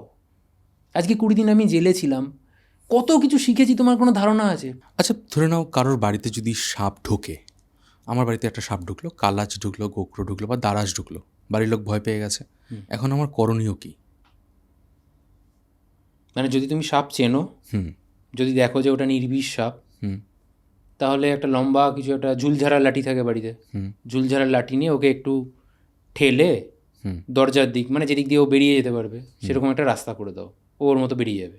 হুম যদি দেখো বিষধর সাপ, হুম তাহলে কোনো রকম কিছু করতে যাবে না, হুম তাহলে তুমি নিজে সেফ ডিস্টেন্সে থাকো, হুম বাড়ির সবাইকে সেফ ডিস্টেন্স রাখো, এবং ফরেস্ট নিয়ারেস্ট যদি ফরেস্ট ডিপার্টমেন্ট থাকে বা আমার মতো কোনো রেস্কিউয়ার থাকে, তার যদি কন্ট্যাক্ট জানা থাকে তার সাথে কন্ট্যাক্ট করে তার হেল্প নাও। ফরেস্ট ডিপার্টমেন্টের কি কোনো টোল ফ্রি নাম্বার আছে যেখানে ফোন করব, বা যেটা অল ইন্ডিয়া কাজ করে বা অল ওয়েস্ট বেঙ্গল কাজ করে, এরকম কিছু? দেখো, নম্বর অনেক তুমি পেয়ে যাবে এখন, মানে সত্যি কথা বলতে তো অনেক খারাপও লাগে, তুমি ইন্টারনেট খুঁজলে তুমি অনেক জায়গারই ফরেস্ট ডিপার্টমেন্টের নম্বর পেয়ে যাবে, কিন্তু সেই নম্বরগুলো আমার কাছে যা ফিডব্যাক আসে যে দাদা নম্বর তো লাগছে না, বা লাগলেও রিংয়ের পর রিং হয়ে যাচ্ছে, কেউ ধরছে না, বা ধরলেও তারা আসতে পারবে না বলছে, এই রিপ্লাই কিন্তু আমরা শুনতে কিন্তু অভ্যস্ত, এই রিপ্লাইগুলো আসে। তো এখন কী করা যাবে, এখন সিচুয়েশানটাই এরকম, সরকারি ডিপার্টমেন্ট, হ্যাঁ, তারা যদি কাজ না করে তাহলে তো এক্ষেত্রে জানি না কী করার করণীয়। তো যদি নিয়ারেস্ট কোনো রেস্কিউয়ার, আমাদের মতো যারা গভর্নমেন্টের কেউ না, যারা নিজেরা ভালোবেসে কাজটা করি, সেরকম যদি কারোর যোগাযোগ থাকে তাদের সাথে কন্ট্যাক্ট করো, তারা এসে রেস্কিউ করে নিয়ে যাবে। সাপের তো প্রধান বাসস্থান বলতে পারো জঙ্গল, কিন্তু বাড়ির ভেতরে কেন ঢোকে? খাবার খাওয়ার জন্য। সাপের খাবার কি? ইঁদুর, ছুঁচো, ব্যাং, এগুলোকে শিকার করে সাপ। আর এগুলো কোথায় থাকতে ভালোবাসে? মানুষের দেখো, আশেপাশে। মানুষের আশেপাশে। কেন? তার কারণ আছে। মানুষের যেগুলো উচ্ছিষ্ট খাবার সেইগুলোই কিন্তু ইঁদুর খায়। তুমি খাবার খেলে পাশেই ফেলে রেখে দিলে, হুম তুমি জায়গাটাকে অপরিষ্কার করছো। এই যে বলে না যে কেন পরিষ্কার থাকা দরকার, আমাদের আশপাশটাকে কেন পরিষ্কার রাখা দরকার, আমরা তো অনেকে বুঝি না। আমরা যেখানেই খাই সেখানেই নোংরা করি, সেখানেই মানে একদম বিচ্ছিরি অবস্থা করে রেখে দিই বেশিরভাগ জনা। তো এর ফলে কি হয়, ওই উচ্ছিষ্ট খাবার দাবার খেতে ইঁদুর চলে আসে, এবং ইঁদুর কি করে, যেখানে খায় তার কাছাকাছিই থাকতে পছন্দ করে। ও যখন রেগুলার ওয়াইজ দেখছে যে এই লোকটা এরকমই এখানে খাবার দাবার ফেলছে, তার মানে ওর কি খাবার এখান থেকে পেয়ে যাচ্ছে, ও একটা হ্যাবিট তৈরি হয়ে যাচ্ছে। ও কি করবে, কাছাকাছি কোনো একটা গর্ত করবে, সুড়ঙ্গ করবে, সেখানে ও থেকে যাবে। আর ওই যে সুড়ঙ্গ করে ইঁদুরটা থেকে গেল, ওই ইঁদুরের চক্করে কী হবে, সাপ চলে আসবে তোমার বাড়িতে। মানে সাপ, ও বুঝতে পারে কোন দিকে ইঁদুর আছে, হ্যাঁ। ও তো বেসিক্যালি কিন্তু সাপ কিন্তু গন্ধটন্ধ কিছু পায় না, জেকবসন্স বলে একটা অর্গান থাকে, সেই অর্গানের মারফত ও বুঝতে পেরে যায় যে ইঁদুরটা কতক্ষণ আগে এদিক দিয়ে গেছে বা কোন দিকে গেছে, কোন জায়গায় এখন রয়েছে, ওগুলো ট্র্যাক করতে পারে। গন্ধ পায় না অথচ ট্র্যাক করতে পারে। হ্যাঁ, ওই সাপের শ্রবণ শক্তি নেই, ঘ্রাণ শক্তি নেই, কোনো শক্তি নেই, ওই জেকবসন্স অর্গানটাই সাপের সমস্ত কিছু বলতে পারো, ওই একটা অর্গানই ওকে কন্ট্রোল করে। শ্রবণ শক্তি নেই, তাহলে এই যে সাপুরিরা দেখি বিন বাজায়, ওগুলো বোগাস জিনিস, ওগুলো ওদের ব্যবসার একটা ইয়ে। বিন বাজায় দেখবে, বিনটাকে এক জায়গায় ধরে থাকে না, ওটাকে দেখবে কন্টিনিউয়াস এরকম এরকম করে নাড়ায়। সাপ মুভিং অবজেক্টটাকে দেখে, যেটা তোমার সামনে মুভ করবে সেইটাকে দেখবে। যেহেতু বিনটাকে এরকম এরকম করে নাড়াচ্ছে কন্টিনিউয়াসলি, তো সাপের ওই রকমভাবে এরকম এরকম করে নাড়ায়, ফানাটাকে নাড়ায়, যেটা একটা ওরা বলে যে নাচছে, নাগিন ড্যান্স হচ্ছে। বেসিক্যালি নাগিন ড্যান্স বলে কিছু নেই, সাপের নাচ বলে কিছু নেই। তো ওই যে ফনাধর সাপ নিয়ে করবে ওরা অন্য কোনো সাপ নিয়ে করবে না ওই জিনিসটা। কোবরা বা মনোক্লেট কোবরা, তাদেরকে নিয়েই ওটা করে, এবং ওই জিনিসটা দেখতে একটু ভালো লাগে, অ্যাট্রাক্ট করে মানুষজনকে। ওটা ওদের জাস্ট ব্যবসার জন্য। সেই হিসাবে বলতে গেলে তো সাপের মনিটাও পুরো বোগাস জিনিস। বোগাস, সব বোগাস। সাপ নিয়ে প্রচুর বোগাস তত্ত্ব মানে চারদিকে ছড়িয়ে রয়েছে। সাপের মণি নিয়েও অনেক মানে রিসেন্ট ওই সাতগুরুকেও আমি অনেক গল্প শোনাতে শুনেছি। আচ্ছা, তার তো মারাত্মক মারাত্মক বড় মানে ফলোয়ার, অথচ তিনি বলছেন যে তিনি নাকি নাগমণি দেখেছেন। এগুলো বেসিক্যালি ফ্যাক্ট হচ্ছে যে এগুলো বোগাস কথা। তিনি আমার থেকে অনেক বড় মাপের মানুষ হতে পারেন, কিন্তু সাইন্টিফিক্যালি এটা পসিবল না। এটা তার মানে সাপকে যদি আমার বাড়ি থেকে দূরে রাখতে চাই, তাহলে আমাকে বাড়িটাকে পরিষ্কার পরিচ্ছন্ন রাখতে হবে, তাছাড়া আর কোনো উপায় নেই। মাঝে মধ্যে তুমি ব্লিচিং পাউডার ইউজ করতে পারো, গ্যামাক্সিন পাউডার ইউজ করতে পারো। সেগুলো দিলে কী হবে, পোকামাকড়গুলো আসাটা কমে, আর পোকামাকড় খেতে ইঁদুর ব্যাঙ আসাটা কমবে তাহলে, আর ইঁদুর ব্যাঙ আসা কমলে সাপ আসাটা কমবে। এইটা হচ্ছে লজিক। সাপের জন্য কিন্তু কোনো পাউডার নেই বা কোনো স্প্রে নেই, কোনো অ্যাসিড নেই, কার্বলিক অ্যাসিড, কার্বলিক অ্যাসিডে কোনো কাজ হয় না? কোনো কাজ হয় না। এগুলো সবই ফাটকা। কার্বলিক অ্যাসিডের গায়ে সাপের ওরকম ছবি দেওয়া থাকে বটে, কিন্তু আমরা এমনও দেখেছি যে রেস্কিউ করতে গেছি, 3-4 বোতল কার্বলিক অ্যাসিড ছড়ানো হয়ে গেছে, একটা বোতলের ওরকম ঢাকনা খুলে রাখা আছে, সেই কার্বলিক অ্যাসিডটাকে পেঁচিয়ে ধরে কোবরা এরকমভাবে বসে আছে, তার কোনো হেলদোলি নেই। হ্যাঁ, গায়ে লাগলে চামড়া পুড়বে, সেটা আলাদা ব্যাপার, সেটা তোমারও পুড়বে, সাপেরও পুড়বে, অ্যাসিডের যেটা ধর্ম। যেটা ধর্ম। কিন্তু যে উদ্দেশ্যে তুমি বোতলটাকে খুলে রেখে দিচ্ছ বা ছড়াচ্ছ, যে গন্ধে আসবে না, সাপ তো গন্ধই পাই না। অ্যাকচুয়ালি এই কার্বলিক অ্যাসিডের সাথে আমাদের বাঙালিদের একটা কানেকশন চাঁদের পাহাড় গল্প থেকে, যে বিভূতিভূষণ উপন্যাস রয়েছে, ওখানে ওই শঙ্কর কি করতো, স্টেশনের চারিদিকে কার্বলিক অ্যাসিড ছড়িয়ে দিয়েছিল যাতে সাপ না আসে, কিন্তু শেষ পর্যন্ত ওই ব্ল্যাক মাম্বা তো সেই আসলোই। এটা মানুষ, বলছি না, মানে মানুষ, আমাদের সমাজে কি হয়, সাপ সম্পর্কে প্রচুর ভুল তথ্য দেওয়া হয়। আমি পরশুদিনকার কথা বলছি, পরশুদিন আমার এক সাবস্ক্রাইবার আমাকে একটা ছবি পাঠিয়েছে তার বইয়ের, ক্লাস 12-এর কেমিস্ট্রি বইয়ের ছবি পাঠিয়েছে। সেখানে দেখছি ভুলভাল তথ্য লেখা আছে, সাপে কামড়ালে এক বিদ্যা, উপরে তোমাকে কোষে বাঁধতে হবে, তারপর তোমাকে মানে কার্বলিক অ্যাসিডের তত্ত্ব দেওয়া আছে, যে কার্বলিক অ্যাসিড মারাত্মক গন্ধ পায়, হ্যাঁ, মানে কুকুরের থেকেও নাকি 300 গুণ ঘ্রাণ শক্তি সাপের বেশি। ঠিক এই ল্যাঙ্গুয়েজ লেখা আছে যে কুকুরের থেকেও, কুকুরকে তো আমরা ঘ্রাণ শক্তির মাস্টার বলি, ও বোম টম সব ট্র্যাক করতে পারে, কিন্তু সেই বই লেখা আছে, ক্লাস 12-এর পাঠ্যপুস্তক কেমিস্ট্রিতে লেখা আছে যে সাপের ঘ্রাণ শক্তি কুকুরের থেকেও 300 গুণ বেশি। মানে কি লেভেলের মিথ্যে কথা লেখা আছে দেখো, মানে বইয়ে তোমাকে ভুল জানাচ্ছে, তাহলে তুমি আর কি বলবে বলো? এক্ষেত্রে সবারই একটা মানে ইনিশিয়েটিভ নেওয়া উচিত, সরকারের এগুলো ইনিশিয়েটিভ নেওয়া উচিত, যে ভুলভাল তথ্য মানুষকে কেন জানাচ্ছে। আচ্ছা, সাপ যখন তুমি ধরো ওই ফিলটা কীরকম হয়, মানে কীরকম টাইপের ফিলটা আসে? ফিল বলতে মানে ফিল বলতে আমি বলতে চাইছি, লাইক ধরে নাও একটা কুকুরের গায়ে যদি আমি হাত বোলাই, এটা ধর পশম আছে, সাপের ক্ষেত্রে সেই ফিলটা কীরকম? আগে থেকে বললে আমি এখানে একটা সাপ নিয়ে আসতাম, তাহলে তোমাকে আজকে প্র্যাকটিক্যালি দেখিয়ে দিতাম। দেখো, একটা সাপের গা এক এক রকম হয়। কিছু সাপের গা তোমার খুব চকচকে হয়, যেরকম তোমার ঘরচিতি, এগুলোকে গাটা খুব কালাচ, এদের গাটা খুব একটু চকচকে শাইনি টাইপের হয়, তো সেখানে তোমার সেরকম ফিল হবে, চকচকে কোনো জিনিসের উপর হাত রাখলে যেরকম হয়। কিছু সাপের আঁশ হয় খুব খড়খড়ে টাইপের, রাফ টাইপের, যেরকম রাসেলস ভাইপার, ওর আঁশগুলো খুব ড্রাই হয় এবং খুব খড়খড়ে টাইপের হয়, ওখানে তুমি যদি হাত দাও তাহলে তোমার সেই খড়খড়ে ফিল হবে। তবে আমার মনে হয় তুমি যেটা জানতে চাইছো যে ঠান্ডা বা গরম, এই ব্যাপারটা কি, অনেকে বলে যে এটা একটা কমন ধারণা যে দাদা কেমন ঠান্ডা একটু দেখি, আমাদেরকেও ফেস করতে হয়, একটু ধরে দেখি না দাদা কতটা ঠান্ডা সাপের গা। তো ওরকম না ব্যাপারটা, সাপের গা ঠান্ডা বা গরম এই কথাটা হচ্ছে বোগাস কথা। সাপের রক্ত হচ্ছে শীতল রক্ত বিশিষ্ট প্রাণী, আমরা উষ্ণ রক্ত বিশিষ্ট প্রাণী। এবার শীতল রক্ত বিশিষ্ট প্রাণী মানে তার রক্তটা ঠান্ডা, এই কথাটা কিন্তু না, এটা বাজে কথা। আমরা উষ্ণ রক্ত বিশিষ্ট প্রাণী, তার মানে কি আমাদের রক্ত গরম? না, এটা কোন সেন্সে বলা হয় সেটা জানতে হবে। যে পরিবেশের টেম্পারেচার কমে গেল বা বেড়ে গেল, তার সাথে সাথে আমার শরীরে একটা সিস্টেম রয়েছে, আমার টেম্পারেচারটাকে সেইভাবে বাড়তে বা কমতে দেয় না, মেনটেন করে। যারা স্তন্যপায়ী প্রাণী তাদের রক্তে সেই ক্ষমতাটা রয়েছে, মানে পরিবেশের টেম্পারেচারের উপর আমার বডি টেম্পারেচার ডিপেন্ড করে না, আমার বডি টেম্পারেচার মানে বডি তার টেম্পারেচারটাকে ধরে রাখতে পারে, এই কারণে আমাদেরকে বলে উষ্ণ রক্ত বিশিষ্ট প্রাণী। কিন্তু যারা সরীসৃপ, যারা রেপটাইলস, তাদের কি হয়, এই ক্ষমতাটা নেই। পরিবেশের টেম্পারেচার যদি বেড়ে যায়, ওর বডি টেম্পারেচার বেড়ে যাবে, পরিবেশের টেম্পারেচার যদি নেমে যায়, ওর বডি টেম্পারেচার নেমে যাবে, বিএমআর নেমে যাবে। এই কারণে অতিরিক্ত ঠান্ডা ওরা সহ্য করতে পারে না, ওরা তখন শরীরটাকে গরম করার জন্য হাইবারনেশনে চলে যায়। অ্যাকচুয়ালি হাইবারনেশনেও যায় না, ওরা ব্রুমেশন করে। আচ্ছা, মানে বডিটাকে গরম করার জন্য ওরা রোদের মধ্যে বেরিয়ে চলে আসে। যখন রোদ আবার চলে যায় তখন আবার গর্তের মধ্যে ঢোকে। সাপ হাইবারনেট করে না, এটাও একটা ভুল ধারণা যে সাপ হাইবারনেট করে, শীত ঘুমে যায়। সাপ শীত ঘুমে যায় না। আচ্ছা, শীতকালেও মোটামুটি বেরোয়, রোদ পোহায়, বডিটাকে হিট করে আবার সুরঙ্গের মধ্যে ঢোকে, এই হচ্ছে ব্যাপার। আচ্ছা, যদি কাউকে সাপে কামড়ায় তার প্রথম করণীয় কি? ফার্স্ট এড কিছু হয় না সাপের ছোবলের ক্ষেত্রে। ওকে। এটা এমন একটা ইনসিডেন্ট যে ইনসিডেন্টে অনেকে অনেক কথা বলবে, তাদের ব্যক্তিগত অভিমত থাকতে পারে।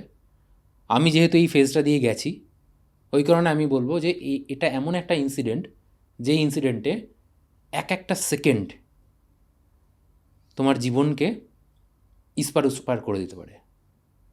এক একটা সেকেন্ড হচ্ছে মারাত্মক গুরুত্বপূর্ণ।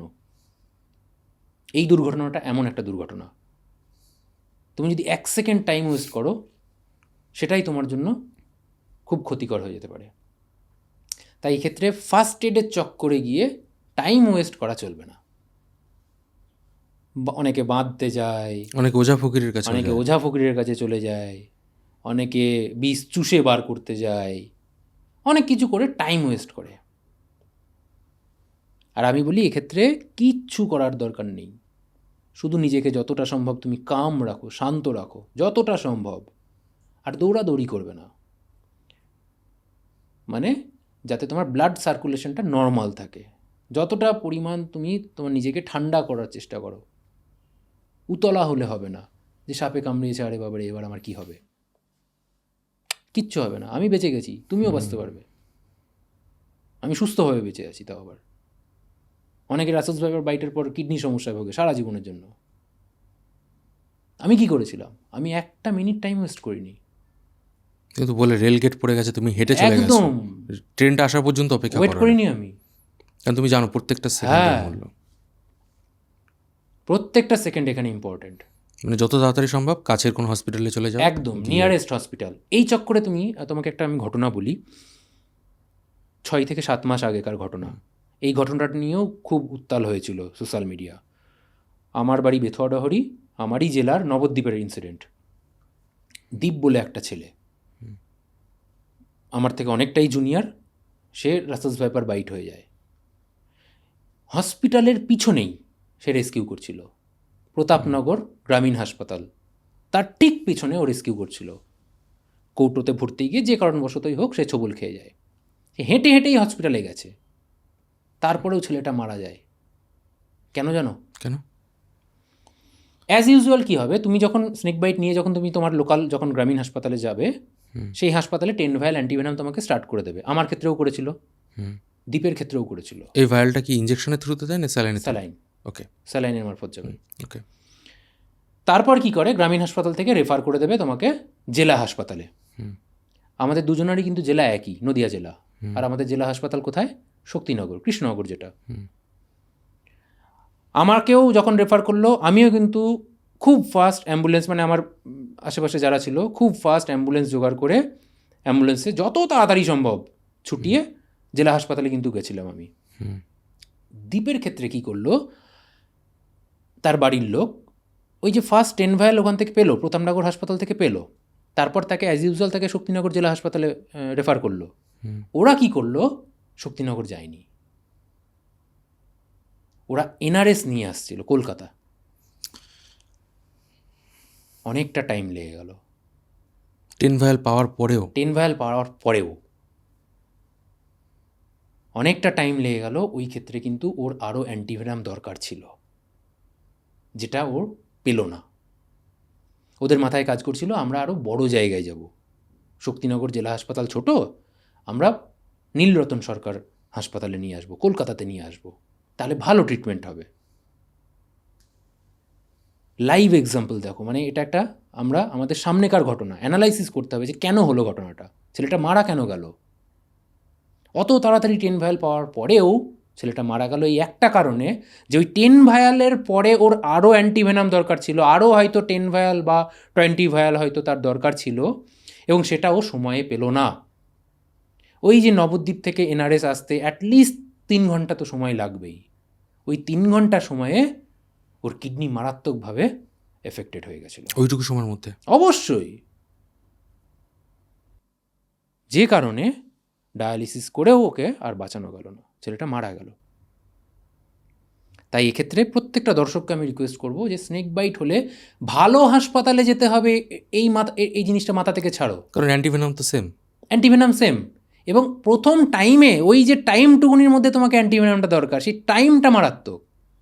ওই টাইমে তুমি যদি ভালো জায়গায় যাওয়ার চেষ্টা করো তাহলে ওই একই রকম বোকামি হবে। তুমি ওঝা গুণিনের কাছে গিয়ে যে সময়টা নষ্ট করলে সেটাও যেরকম বোকামি, ভালো নার্সিংহোম ভালো হাসপাতালে যাওয়ার চক্করে ওই যে টাইমটা নষ্ট করলে ওটাও এই একই ক্যাটাগরির মধ্যে পড়ছে, ওটাও মারাত্মক বোকামি।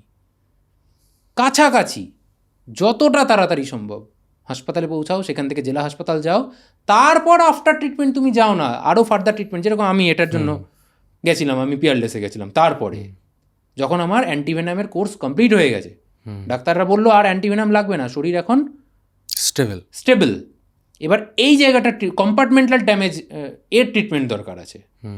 সাপের বিষ অ্যান্টিভেনাম দিয়ে বুঝে গেছে, আমার শরীর নিয়েছে।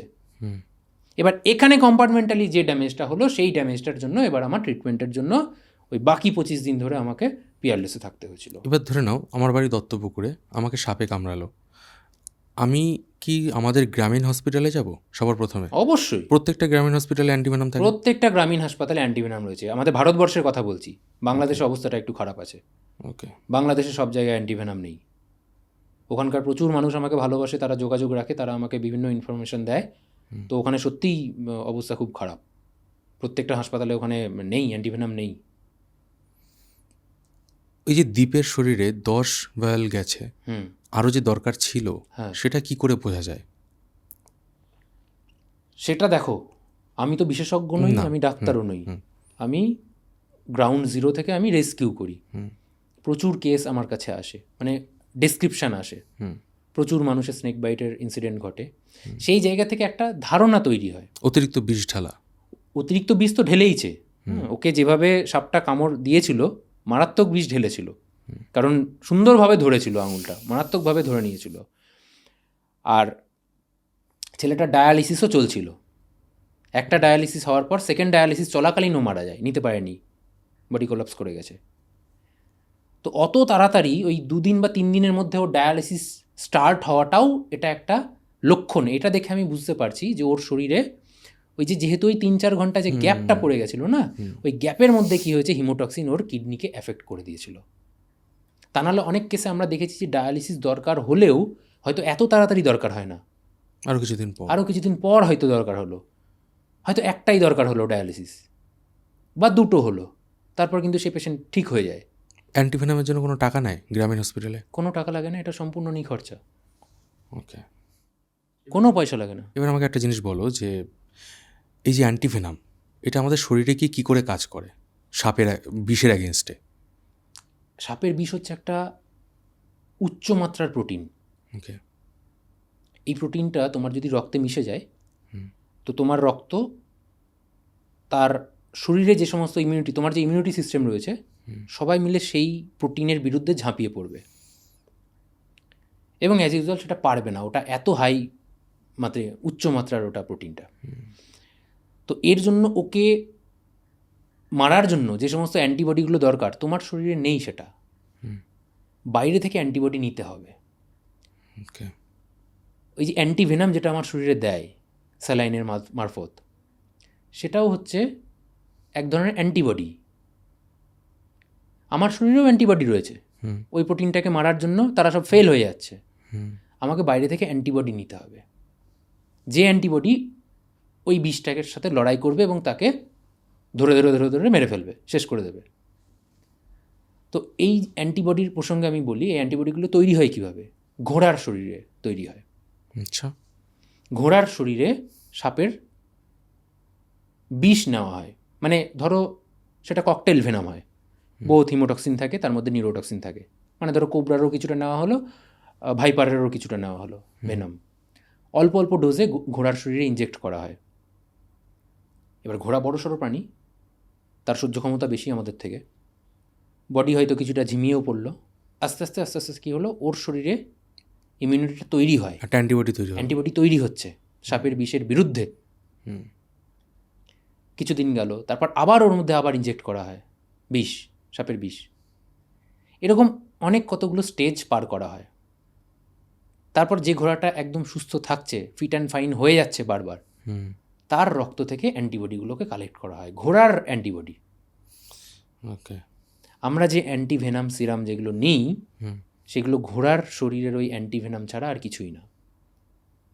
মানে আমার অ্যান্টিবডি ফেল করে যাচ্ছে এই প্রোটিনের বিরুদ্ধে লড়াই করতে গিয়ে, ওই কারণে যে অ্যান্টিবডিগুলো কাজ করবে, যারা অলরেডি বিষের সাথে লড়াই করে জয়ী হয়েছে, সেই অ্যান্টিবডিগুলোকে আমার শরীরে ঢোকানো হচ্ছে। এটাই হচ্ছে সায়েন্টিফিক্যাল ফ্যাক্ট। মানে সাপের বিষ প্রতিহত করতে সাপের বিষেরই দরকার। একদম, সাপের বিষ দিয়েই সাপের বিষকে প্রতিহত করা হচ্ছে। অনেকে বলে সাপের বিষ থেকে নাকি নেশা করা যায়, এরকম কোনো এগুলো ব্যাপার বাজে আছে? কথা। হয় না। সাপের বিষের মধ্যে এমন কোনো কম্পোনেন্ট নেই যেটা দিয়ে তুমি নেশা করতে পারবে। কেউ যদি সাপের বিষ খেয়ে ফেলে কী হবে? কিছুই হবে না, যদি তার ভেতরের সিস্টেম ঠিকঠাক থাকে। মানে আমি বলতে চাইছি, তার যদি পাকস্থলিতে কোনো ইনফেকশন না থাকে, আলসার জাতীয় কোনো ইনফেকশন না থাকে, গলাতে কোনো ইনফেকশন না থাকে, মাড়িতে কোনো ইনফেকশন না থাকে, মানে যাতে ব্লাডের কানেকশন, ব্লাডের সাথে কানেকশন না হয়, তাহলে কী হবে? তুমি যদি খাও সাপের বিষ, ওই হিসু দিয়ে হাগু দিয়ে বেরিয়ে যাবে, কিচ্ছু হবে না তোমার। কিন্তু ভেতরে যদি ইনফেকশন থাকে তাহলে কিন্তু সাপের ছোবল মারলেও যে রিয়াকশান হবে সে সেম রিয়াকশান স্টার্ট হয়ে যাবে। আচ্ছা, তুমি তো সাপ অনেক ধরো, ভিডিও করো, এবং সেই ভিডিওগুলো বহু মানুষ দেখে, ছোটো ছোটো বাচ্চারাও দেখে। বাচ্চারাই বেশি দেখে আমার ভিডিও। তো তোমার কখনো মনে হয় না যে এটা দিয়ে সমাজে একটা বাজে ইম্প্যাক্ট পড়তে পারে, যে বাচ্চারা ধরে সাপ ধরলো তাদের কোনো ক্ষতি হচ্ছে? না, সেইভাবে তো ভাবিনি, তবে হ্যাঁ এরকম হতেও পারে এবং হয়ও। কিছু কিছু ইনসিডেন্ট আমরা দেখেছি। এই যে তোমাকে একটু আগে দ্বীপের ঘটনাটা বললাম, তো এর জন্য কোথাও না কোথাও আমাকেও দায়ী মনে হয়। যে আজকে দেখো, রেস্কিউয়ার প্রচুর হয়ে গেছে চারিদিকে। অ্যাকচুয়ালি আমরা চাই যে হোক চারিদিকে প্রচুর, কারণ এই কাজটা করার মানুষের সংখ্যা সেরকম নেই, যে ওয়াইল্ড অ্যানিম্যাল তাদেরকে রেস্কিউ করে আবার তাদের নিজস্ব হ্যাবিটেটে ছেড়ে দেওয়া। কারণ মানুষ ওয়াইল্ড অ্যানিম্যাল দেখলেই তাদেরকে মেরে ফেলতে চায়। সেই জায়গা থেকে যদি কেউ এই কাজে এগিয়ে আসে, অবশ্যই আমাদের সেটা ভালো লাগবে। কিন্তু সমস্যাটা কোথায় দাঁড়াচ্ছে বলো তো? মানে কোথাও একটা মানুষ, আজকালকার যুগের ইয়ং জেনারেশন বলতে পারো, তারা কোথাও একটা সহজে হিরো হওয়ার একটা প্রবণতা বেড়ে যাচ্ছে, এবং তার একটা ওয়ে হচ্ছে এই স্নেক রেস্কিউটাকে নিয়ে নিচ্ছে। তারা এটাকে অ্যাজ এ রেস্কিউ এটাকে করছে না, তারা এটাকে অ্যাজ এ হিরোইজম করছে, যে শো অফ। সোশ্যাল মিডিয়ায় তাদের ফলোয়ার বাড়ছে, মানুষজন বাহবা দিচ্ছে, আরে বাপরে আরে বাপরে, বাহ বাহ, এই যে বাহবা, এই বাহবার বশবর্তী হয়ে আজকালকার ইয়ং জেনারেশনের অনেকের মধ্যে এই প্রবণতাটা আসছে, যে তারা ট্রেন্ড না হয়েও, হাতে কলমে না শিখেও, শুধুমাত্র আমাদের ভিডিও দেখে তারা হিরো হতে যাচ্ছে। আর এই হিরো হওয়ার চক্করে অনেককে কিন্তু মারাও যেতে হচ্ছে। যে কারণে প্রত্যেক ভিডিওতে আমি সতর্কীকরণ বার্তা দিই, ডিসক্লেমার দিই, মুখেও বলি যে এই কাজগুলো যতটা আপনারা ক্যামেরার উপর থেকে দেখে, আপনার ফোনের স্ক্রিনে বা টিভিতে দেখে মনে হচ্ছে যে শুধুমাত্র ল্যাজ ধরে ঝুলিয়ে রাখছে শাশ্বত বা শাশ্বতর মতো অন্য আরও কেউ, এবং তাকে যেহেতু সবাই বাহবা দিচ্ছে, তোমার বিরাট সাহস, তোমার বিরাট মানে বলতে পারো যে মানুষ তোমাকে বাহবা দিচ্ছে এবং তোমাকে পপুলারিটি যে তুমি গেইন করছো, এই চক্করে পড়ে তোমার মনের মধ্যেও সবাই পপুলার হতে চায়। দেখো, তুমিও পপুলার হতে চাও, আমিও হতে চাই। যে আজকে কিছু হতে পারেনি তার মনের মধ্যেও একটা বাসনা থাকে যে আমাকেও সবাই চিনুক, সবাই জানুক।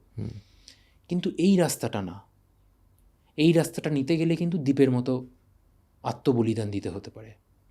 কারণ একটা সাপ, তাকে রেস্কিউ করতে গেলে তার প্রচুর টেকনিক্যাল ব্যাপার স্যাপার রয়েছে, যে কিভাবে কোন সাপ কেমনভাবে বাইট করতে পারে না পারে, তাকে কিভাবে হ্যান্ডেল করতে হবে, তাকে কিভাবে ব্যাগেজ করতে হবে, তার কোন দিকটা ধরা উচিত, কোন দিকটা ধরা উচিত না, কী কী ইকুইপমেন্ট দরকার, সমস্ত কিছু কিন্তু জানতে হবে এবং সেটা হাতে কলমে শিখতে হবে। শুধুমাত্র থিওরিটিক্যালি এই ভিডিওতে দেখলাম আর আমিও ছুটলাম ভাইরাল হতে, এই ভাইরাল হওয়ার চক্কর যদি তোমার মাথায় চাপে তাহলে কিন্তু ক্ষুদিরাম হয়ে যেতে হবে, কিছু করার নেই। তাই আমি সমস্ত দর্শকবৃন্দদেরকে আজকের ভিডিও থেকেও আমি অনুরোধ করব যে এই কাজগুলো কেউ করতে যাবেন না। আপনার মধ্যে হিরোইজম কাজ করছে, আপনি অন্যদিকে দেখান, কিন্তু এই ওয়াইল্ড অ্যানিম্যাল নিয়ে, বিশেষ করে সাপ নিয়ে কোনো সময় শুধুমাত্র আমার ভিডিও বা আমার মতো অন্য যারা রেস্কিউয়ার রয়েছে, রেস্কিউয়ার অনেক রয়েছে, মানে সোশ্যাল মিডিয়ায় যারা একটু পপুলারিটি পেয়েছে তাদেরকে দেখে তাদের মতো হতে যাবেন, এটা যদি করতে যান তাহলে কিন্তু যে কোনো সময় অ্যাক্সিডেন্ট হয়ে কিন্তু আপনার মৃত্যু হয়ে যেতে পারে। তাই কেউ না, এই কাজে কেউ না, হাতে কলমে না শিখে কেউ আসবেন না।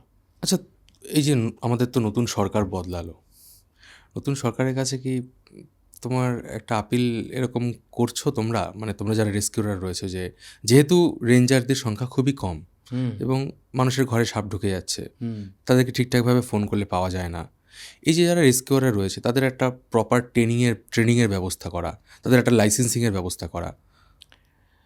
অবশ্যই এটা দরকার। তাহলে এই কাজগুলো আরও সুসংহত উপায়ে এবং খুব ভালোভাবে ম্যানেজ করা যাবে, যেটা এখন ঠিকমতো ম্যানেজ হচ্ছে না। কোথাও ফরেস্ট ডিপার্টমেন্ট কাজ করছে তো কোথাও করছে না, যেখানে করছে না সেখানে হয়তো আমার মতো কোনো রেস্কিউয়ারও নেই, এর ফলে ওয়াইল্ড অ্যানিম্যালগুলো পুরোই মারা পড়ছে যদি ঘরে ঢুকে যায়। তো প্রচুর সমস্যা রয়েছে। যেখানে রয়েছে সেখানে হয়তো একে অপরের সাথে কম্পিটিশন দেওয়ার জন্য অনেক রেস্কিউয়ার হয়ে গেছে, যেরকম আমাদের বেথরডাউরিতে আমি তো বলি সাপ কম সাপুরিয়া বেশি হয়ে গেছে, মানে একটা কম্পিটিশান টাইপের লেগে গেছে। তো এক একটা জায়গায় দেখি যে কেউ নেই, না আছে ফরেস্ট ডিপার্টমেন্ট, না আছে কোনো রেস্কিউয়ার, সেখানে এত দূর সেই জায়গাগুলো কেউ পৌঁছাতেও পারে না। তো সব যদি একটা ব্যালেন্স থাকে, আজকে যদি সরকারি উদ্যোগে যদি ট্রেনিংয়ের যদি ব্যবস্থা থাকে, যদি এই বন্য প্রাণ দপ্তরটাকে যদি আরও বেশি এনরিচ করা যায়, সেখানে যদি আরও রিক্রুটমেন্ট করা যায়, স্টাফ নেই। তুমি আজকে যে কোনো তুমি একটা তোমার নিয়ারেস্ট যদি কোনো স্যাংচুয়ারি থাকে তুমি সেখানে যাও, সেখানে গিয়ে তুমি নিজেই দেখতে পাবে যে ফরেস্ট ডিপার্টমেন্টের স্টাফ নেই। তো তাহলে তারা রেস্কিউ কাজগুলো করবে কাদেরকে দিয়ে? ট্রেন্ড যে স্টাফ হবে, যে সাপ ধরতে পারবে বা রেস্কিউ করতে পারবে, সেরকম কোনো স্টাফ নেই।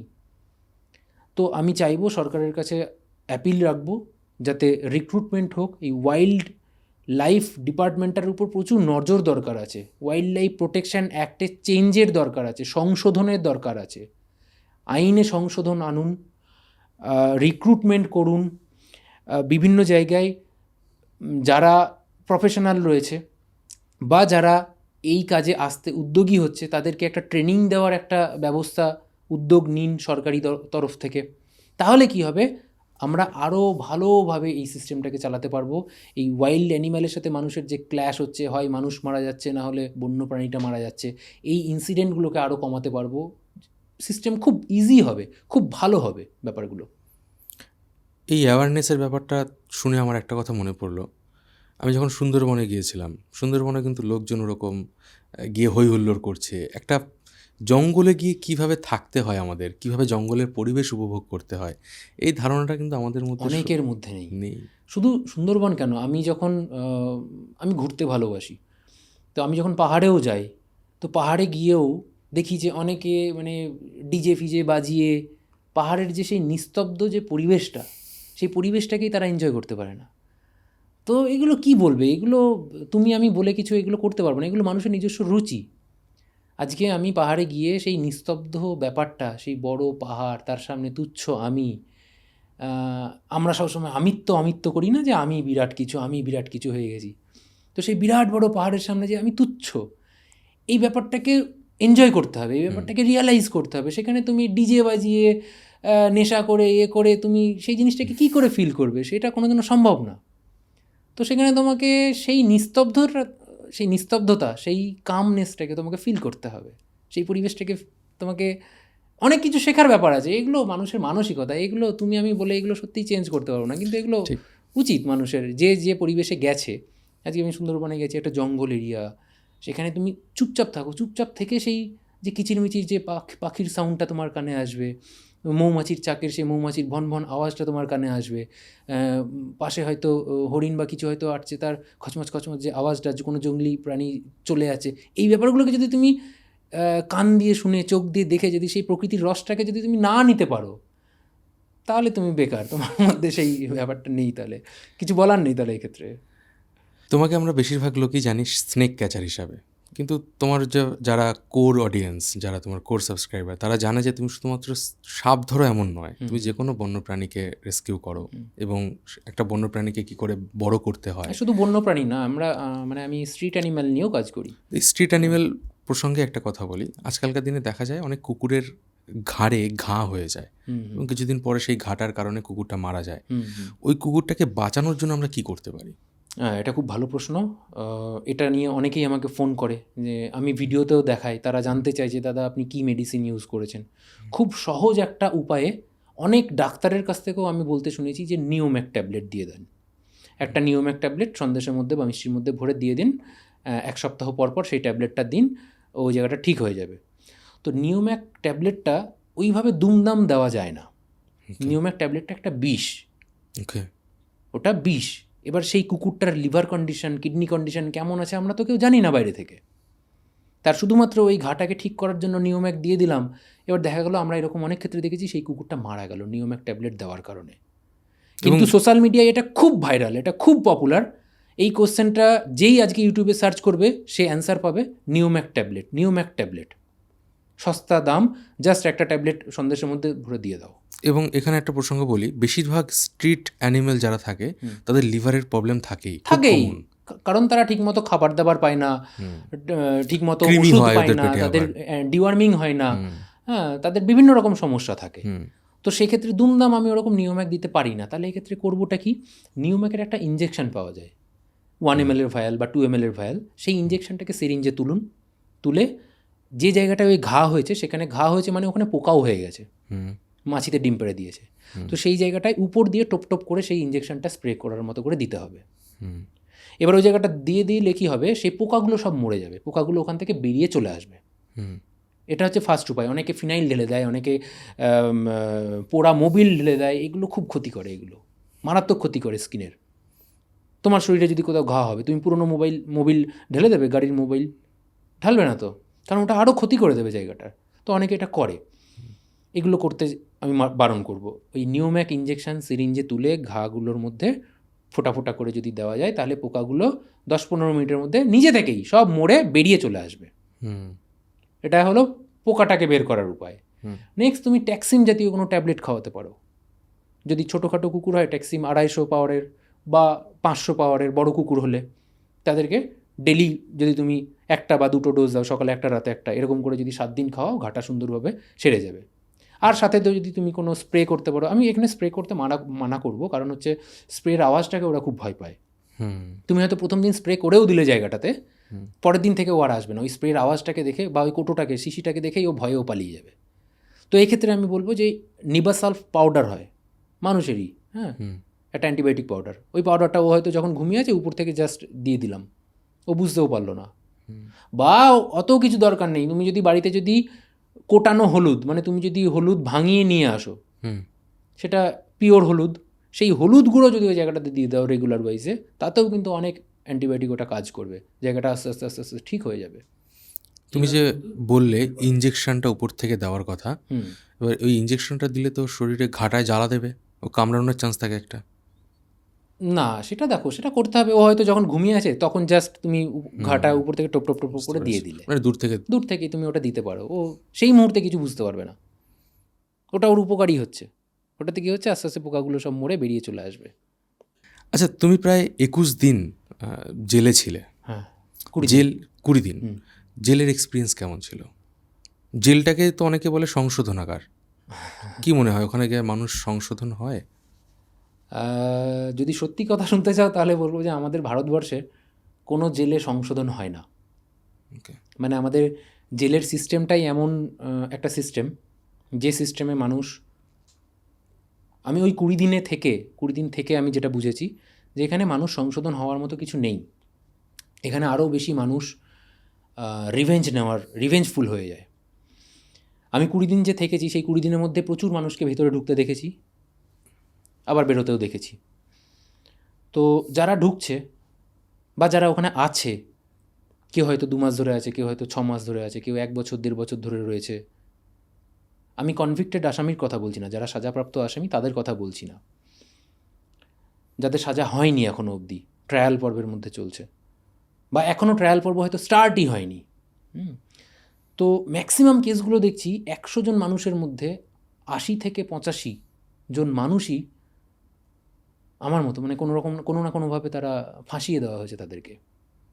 হয়তো তুমি তৎকালীন পলিটিক্যাল পার্টির কথা শোনোনি, পলিটিক্যাল পার্টির হয়ে পুলিশ কোনো জোর জুলুম করতে গেছিলো, কোনো জায়গা নিয়ে হোক, কোনো দোকানঘর নিয়ে হোক, তুমি তাদের কথা শোনোনি, তাদের মতো কাজ করোনি, যে কোনো ইস্যুতে তোমাকে ফাঁসিয়ে দিয়েছে, তারা জেলের মধ্যে রয়েছে। তুমি একটা জিনিস ভাবো, তুমি সারাটা জীবনে কোনো ক্রাইম করোনি, বরং তুমি মানুষের উপকার করে গেছো, অন্যের উপকারের কথা ভেবে গেছো।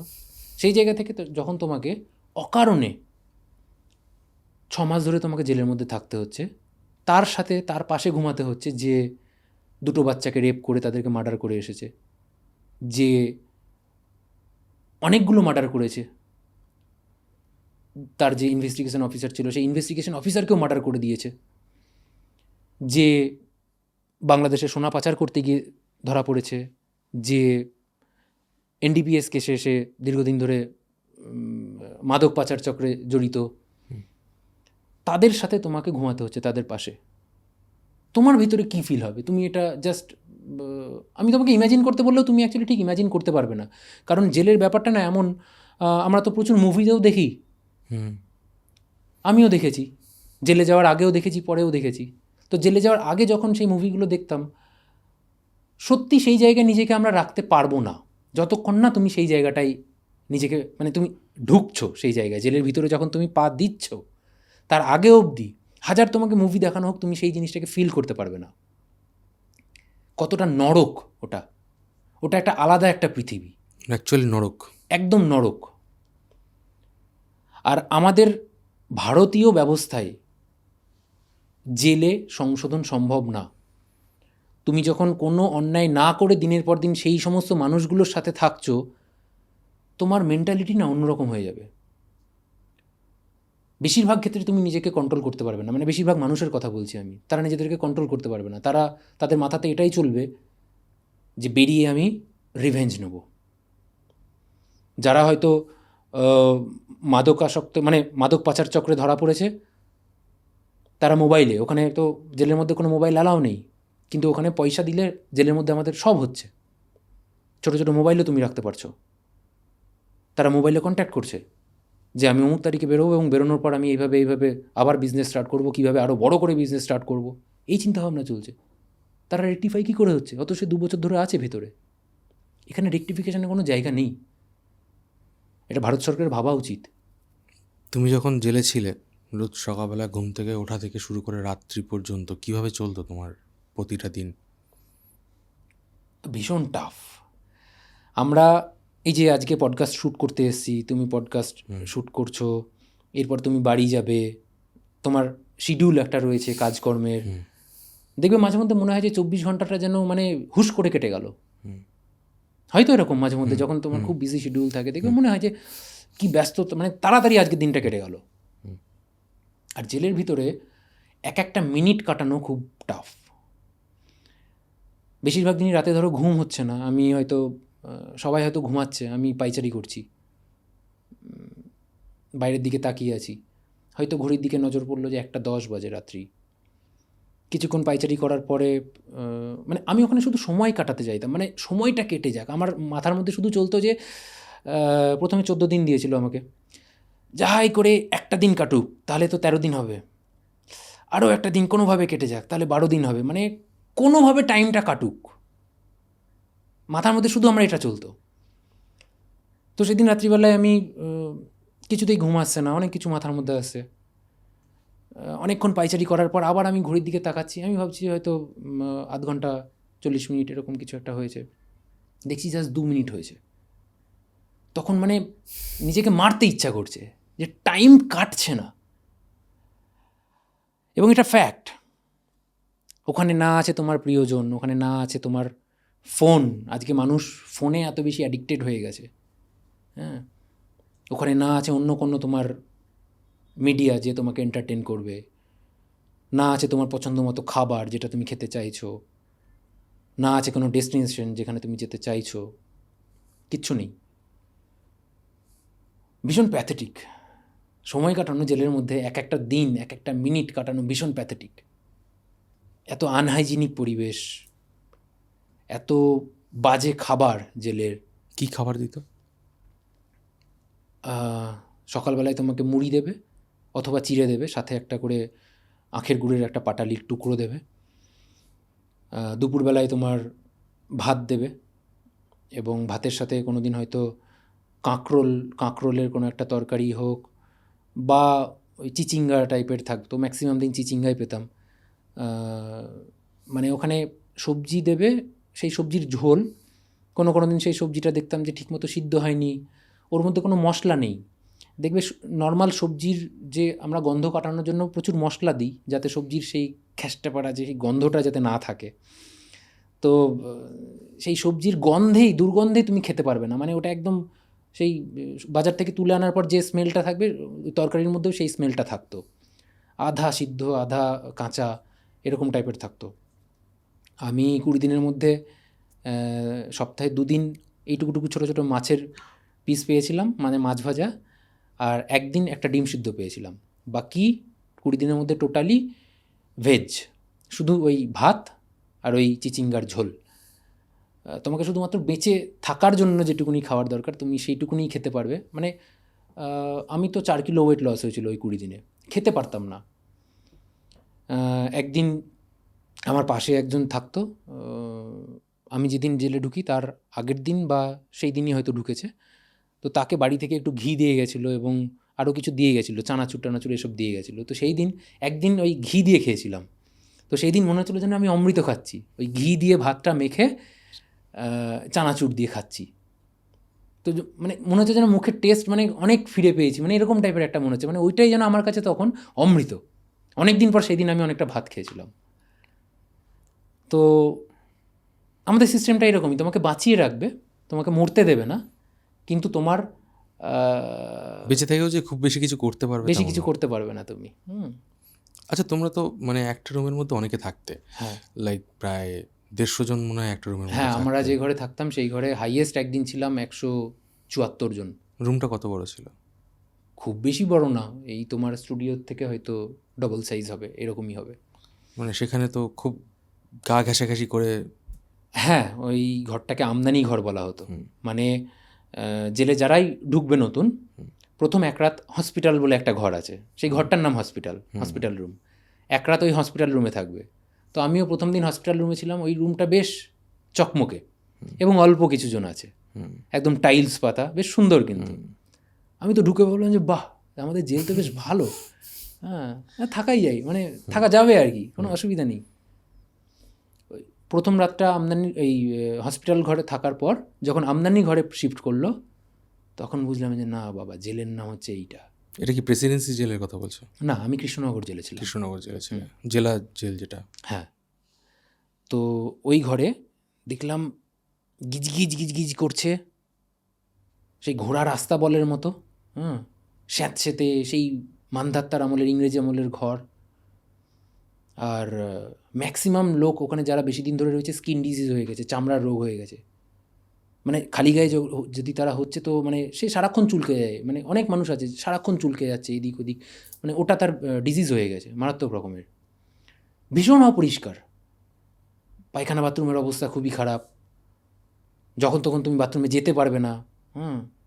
ওখানে জেলের যারা কনভিক্টেড আসামি তারা ওখানে ক্যাপ্টেন হতো এবং তাদের প্রচুর নিজেদের মতো আইন কানুন, একটা গ্যাং ছিল, তারা নিজেদের মতো ফিজিক্যাল অ্যাবিউজ করে।